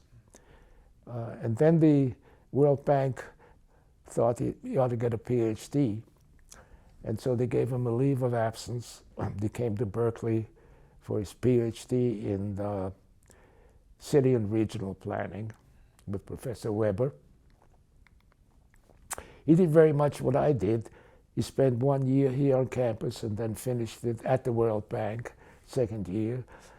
And his dissertation grew into a book called Sustaining Cities, which is still considered, you know, a breakthrough text, because his whole theme was that you don't have grand theories in general, but every place has its own problems, and you ought to have themes and operations and tools for that particular. He became interested in mega cities, very large cities, and so he's been then involved really all along. He had a 5-year appointment, first in Turkey, first in Turkey, and then in Brazil, 5 years, and then 5 years in Indonesia. So that got him to about 2005, I guess, no, 2010. And so about that time he got recalled to headquarters where he has been ever since, in Washington, D.C. And he's sort of, it's called lead specialist. In his case, it's disaster and risk analysis and operations. So he's been involved, for example, he was in charge of the reconstruction funding for Indonesia after the tsunami. Then he was the head of the International Reconstruction Fund for Haiti for 4 years. And I have a wonderful picture, I don't have it here, of his interaction with Bill Clinton, because Bill Clinton and the president of Haiti at any given time were the co-chairs of his advisory committee. And at first he didn't at all get along with Bill Clinton, because one of the reasons they picked the World Bank to operate that reconstruction fund is because they had the best oversight. The IMF, for example, is very political, and they give grants to small places, big places. The World Bank only gives funds to countries, so it's the federal government. And Bill Clinton thought it was an insult to the president of Haiti to be asked to give a monthly report of how he spent his money. That's not what they do in the Clinton Foundation. And Joseph said to him, Mr. President, he said, that's it. You have the Clinton Foundation, I have the Haiti Foundation. And there's a picture of him with Clinton, his arm around Joseph. They're in deep conversation. And I asked Joseph right at the beginning, why does he have his hand around your shoulder? He says, because couldn't reach my balls. So they got along very well after that. And so that's what he's doing now. He's sort of contemplating retirement. He's 61 from the World Bank. Now it's over 30 years. And they've changed their operations. It used to be that their positions were tenure positions. And about 10 years ago, they went to the system, everybody's a consultant for 3 years. So they get out of paying all these extra emoluments. The only people who are sort of temporary anyway are the president and the vice president. Now they don't need the, you know. And he got along very well, particularly from the man who became president. He was an Australian billionaire. God, I forget now. But I have a wonderful picture of them. Joseph took him on a tour of the Amazon, and he was one of the things he was in charge in Brazil was the Amazon project, because the World Bank had at one time given money that completely wrecked the Amazon. You know, they were cutting down the trees and planting you know, things. And now, during his tenure, they were trying to reverse that. Right. So, and they obviously had quite a bit to drink, because just the way they look at each other, you know, they were really out of it, you know. So, you know. Now you're telling tales out of school. Yeah, but you know, it got us to visit, first of all, Turkey, Brazil, and then Indonesia. Well, the first 5 times, Brazil, Indonesia, we thought two visits were enough. But you know, he's just a wonderful guy. He has his own little faults, which I won't mention, but that's, you know, we all do. I've told you about him, so that should suffice for eternity. Elaine is exactly just like Nancy and I, 180 degrees out of phase. It's very interesting. She is very introspective, very private. At any given time, she has maybe 1 or 2 friends. Joseph has about 300 at any one time. He can go to anywhere in the world and just have a fantastic time. You know, just in the last couple of months, he was in Portugal, he was in Brazil, he was in Indonesia. And everybody knows him, you know, it's that kind of thing. And she doesn't like that.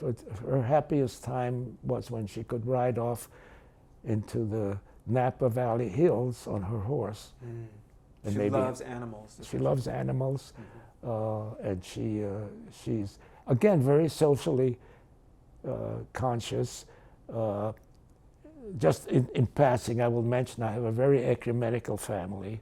I've already said that I'm married to well, an atheist Protestant, so I don't know whether you can call that a Protestant.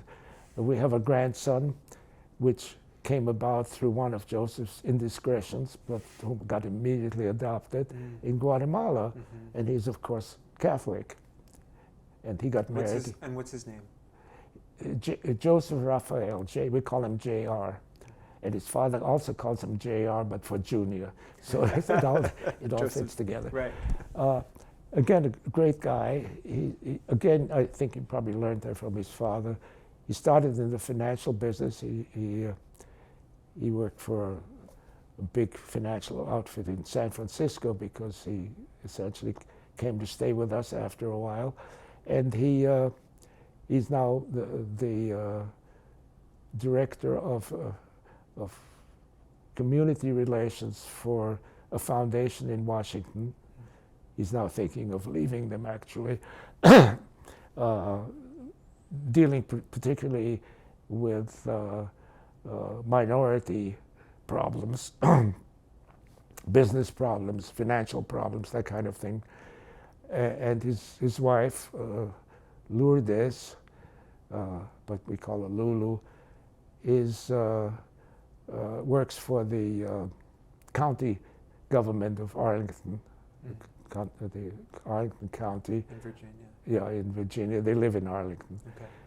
So, and they have 2 children, so we have 2 great-grandchildren, a 7-year and a 3-year-old, who, by the way, just fell on her face and knocked her 2 front teeth out. Goodness.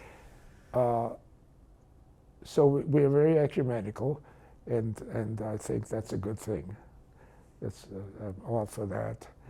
So, and Elaine started out wanting to become a vet, so she went to the pre-vet program called Animal Science, I think, at Davis, UC Davis, and then worked for 6 months for a vet before going back to school, and she just could not stand being so close to all the suffering.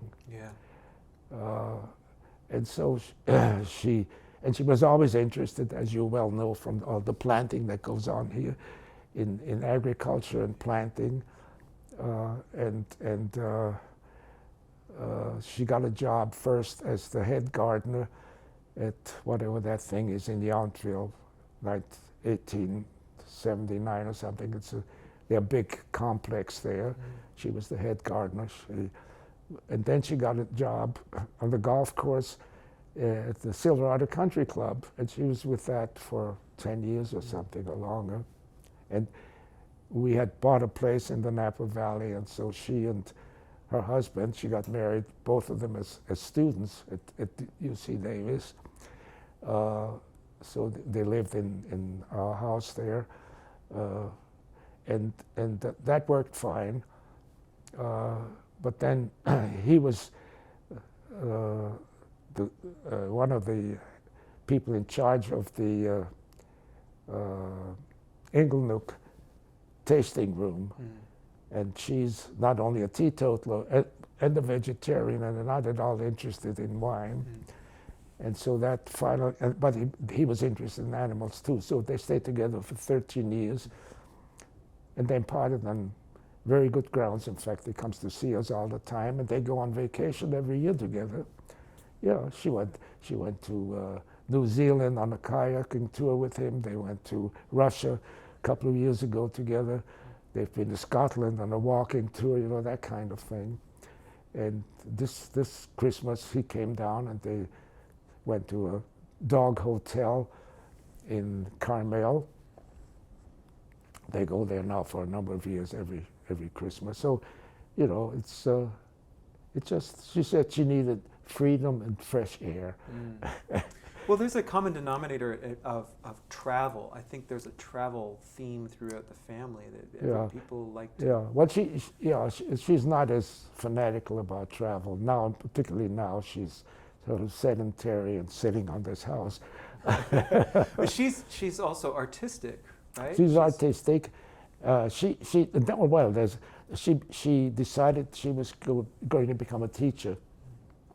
It's about 15, almost 20 years ago, that she was going to become a teacher, and she loves linguistics. It's absolutely fanatical about linguistics, and I gave her bad advice. I said, well, that's terrific, but you know, I don't see how you're going to make a living as a linguist. And so her other interest was mathematics. She was always very good at it in school, and so she decided to become a math teacher, sort of at the high school level. And she went back to school at the age of 39, I think, and got a second degree in mathematics, and then started teaching. And it was a terrible experience in every instance. She wanted to teach mathematics, and she became a policeman.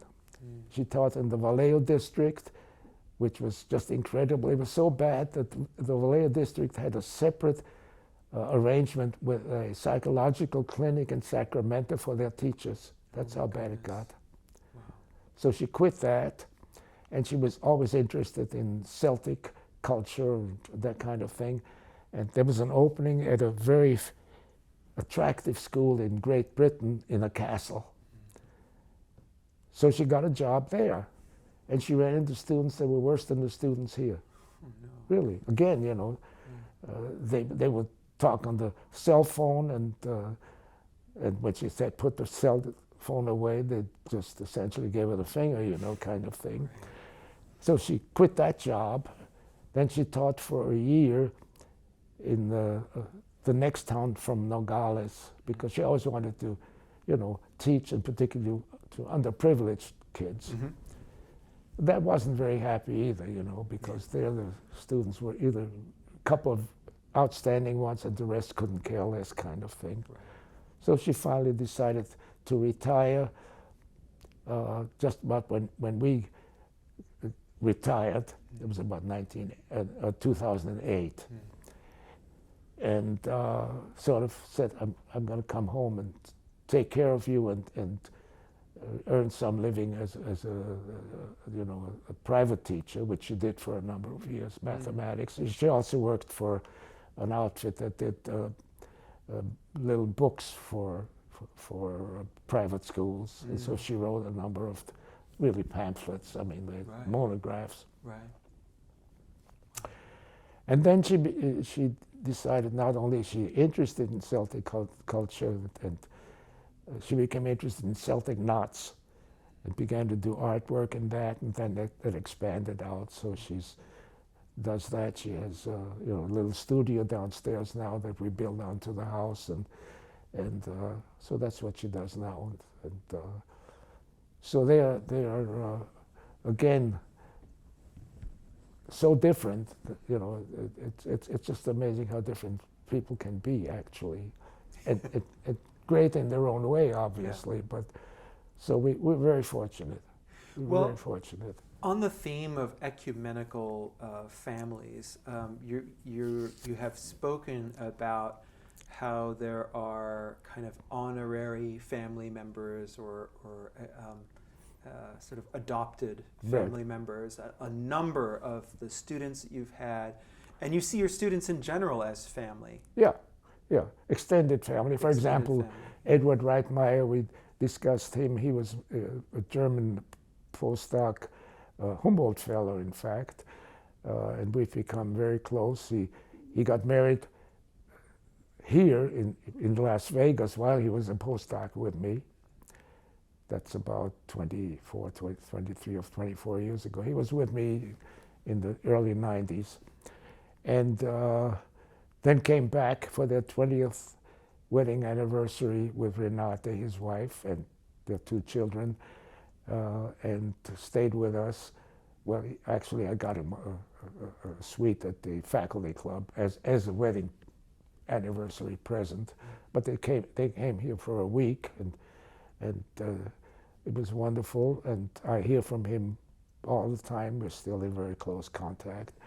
In fact, he was going to provide this project with a history of his experience with me, but it turns out, in a typical German fashion, he has a file which is probably, I don't know how big, and he wanted to put it all together. I said, do it, and we'll just put it in the archive, kind of thing. That's fine. Yeah. And there are others too. I think you've spoken about Evelise Meyer, and she and Dusan Stepanovic are my 2 really adopted family. Yeah. Now, Evelise Meyer was a sociology professor, head of the department at Darmstadt. She's a socialist, belongs sort of to the Frankfurt School of Socialism, and there are representatives of that actually in San Diego. Some of the people probably dead now who came from that school as senior professors. Well, I think Herbert Marcuse was in this area, wasn't he? Yeah. Maybe so. And then there was Lowenstein in Berkeley, who was very important. And she came here. Evelise came here and did his library, which was a major project once. And she came here 2 or 3 times since then for long periods of time. She stayed in this house for 3 months once while we were in Europe. Maybe it was the Humboldt, second Humboldt, when she stayed here. So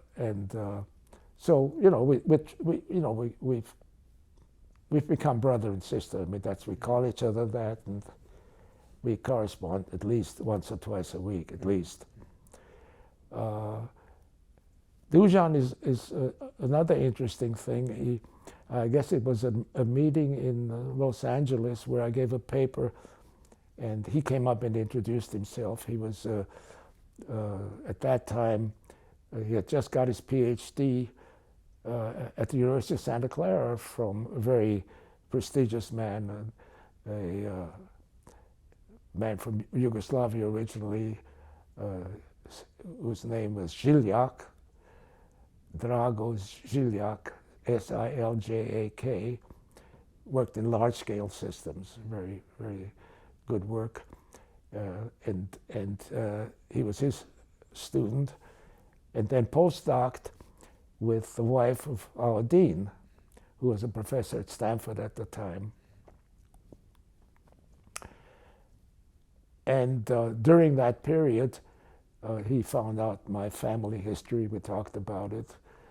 And he said he was going to make it his life's job to find out what really happened to my father. And he was able to do that. I mean, I knew that where my father had been when the Germans took over Yugoslavia, and so it was very clear from even the Red Cross that he could not have survived, because all the Jews in that town were killed. The town of Niš, which became important when we had our war with Serbia in the 90s. We bombed the hell out of it. And he's influential. He comes from a very influential Serbian family. His father was the city architect of Belgrade, still alive, and he has an older brother. And he was able to do that. He had enough contacts, particularly when he found out that my father's last address was Niš. He spoke to the people at the National Museum there, and they were able to find a monograph that they had underwritten in the 70s, which essentially deals, excuse me, with the fate of the Jews of Niš, and in particular the concentration camp the Germans called Red Cross, which was right in the center of a town, one of the only places where they had established it, because there was a police compound they could use and everything. And so he translated that monograph. I helped him with the English a little bit. His English is very good, but it just... and it turns out that that monograph contains also the records that were found in the concentration camp when the partisans liberated it in the 1944, I guess. And there is an appendix listing Jews from Niš, Jews who came to Niš from Yugoslavia, and what they call foreign Jews. And number 51 on that list is my father. So we you know, that sort of established it officially. There was a breakout from that camp the year after the Germans took over. My father, who had served there in the First World War and spoke the language fluently and knew the area, I hope he participated in that, and if he got killed, at least he got killed. Because of the remaining Jews who had not participated, they were all shot in 1 week with dum-dum bullets in their heads. So, you know, I can't guarantee what really happened to my father, but at least I know where he ended. Yeah. And so Dusan and I became very close, and he, in fact, had an aunt here, a much older aunt, who lived in Orinda, whom he came to see every month from Illinois, where he's a professor. And he has now actually bought a condominium in Walnut Creek, and he's going to do that continually with us. Mm. Yeah, so he was here 2 weeks ago. Mm. He came back from Europe last month. He has a research project there. So, you know, I gained two family members, which is, I have a lot of people who are close to family members, but, you know, not that close. Right, right. And so getting some, the word closure gets overused, I think. Yeah. Well, you learned something, let's say. In more recent years, too, you have had some additional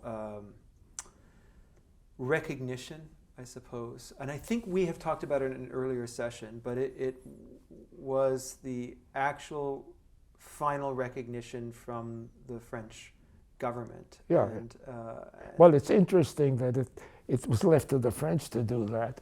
You know, I didn't get any special thanks from the U.S. Army, other than their participation in that ceremony. Of course, they came around, and well, my unit, as we discussed a long time ago, was for a time attached to the First French Army during the campaign called the Colmar Pocket, which is sort of contemporaneous with the Battle of the Bulge.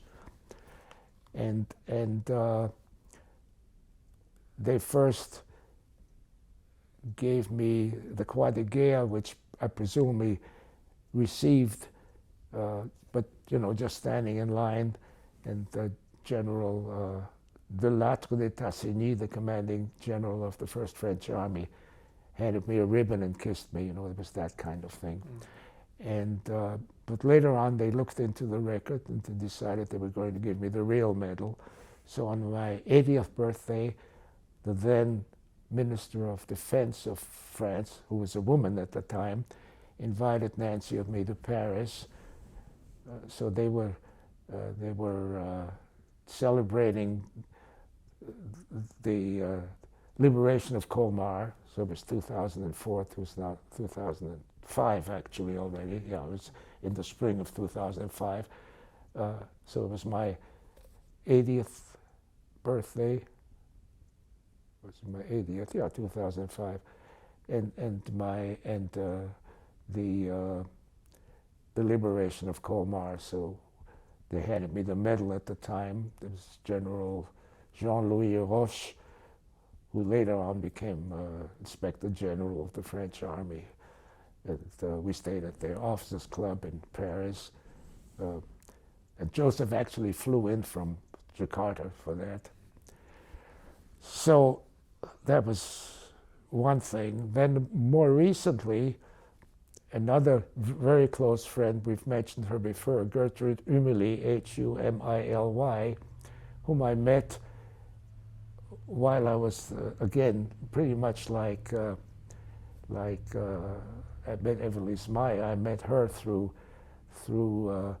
contacts with the National Research Council. I was a member and later vice chair of their fellowship committee.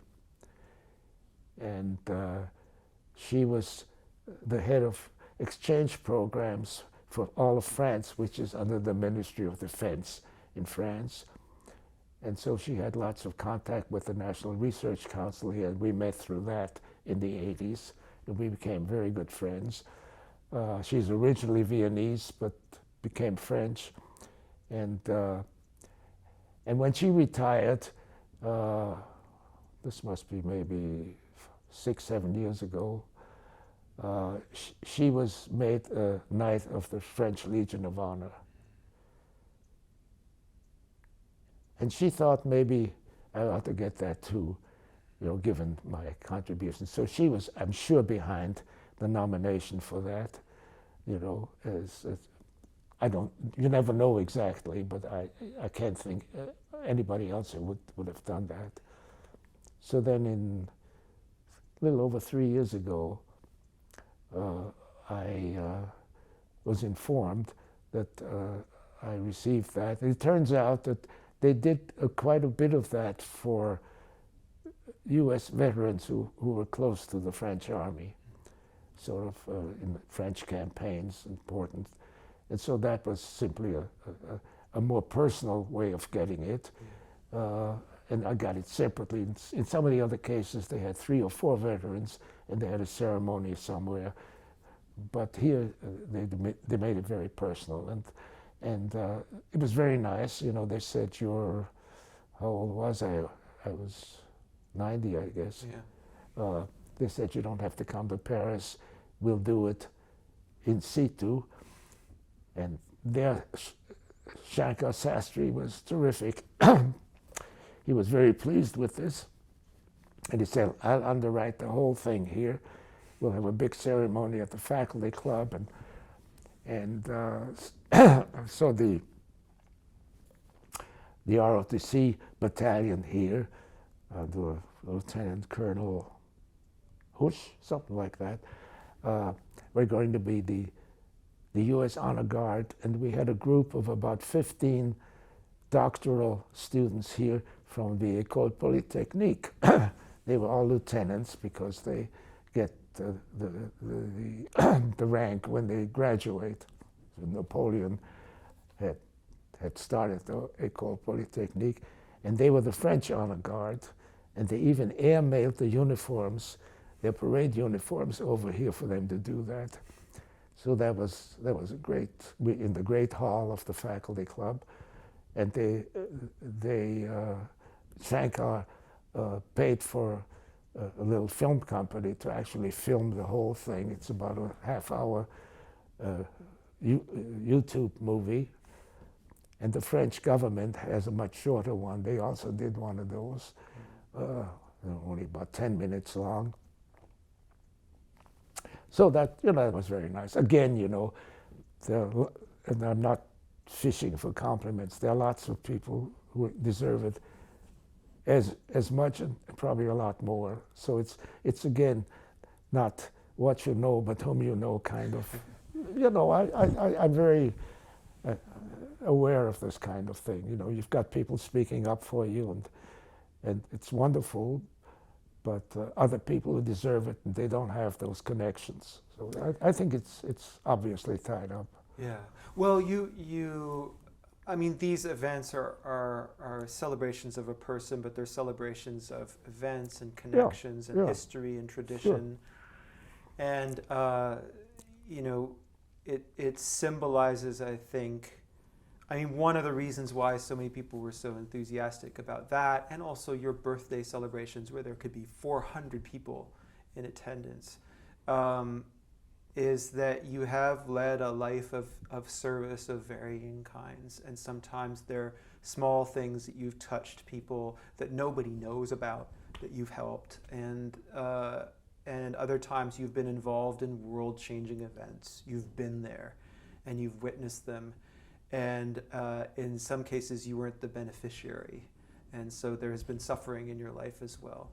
And I think what's remarkable, I think what comes through this oral history is a kind of equanimity, that that you have reckoned with things that have happened to you, and you have made decisions about how to move in the world.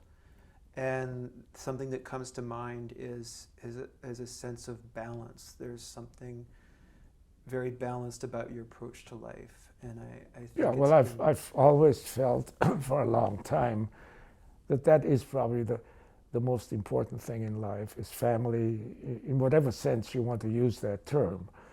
You know, connections with good people, you know, and that's about the one thing that makes me happier than anything else. No question about it. No question about it. And so, and you know, we've talked about this a lot. I've been very fortunate. There's no, you know, no matter how you want to look at that, the more I think about it, the more I'm convinced that, you know, I'm sort of amazed. Let's put it that way. You know? Dr. Leitmann, thank you very much for sitting with us. Thank you.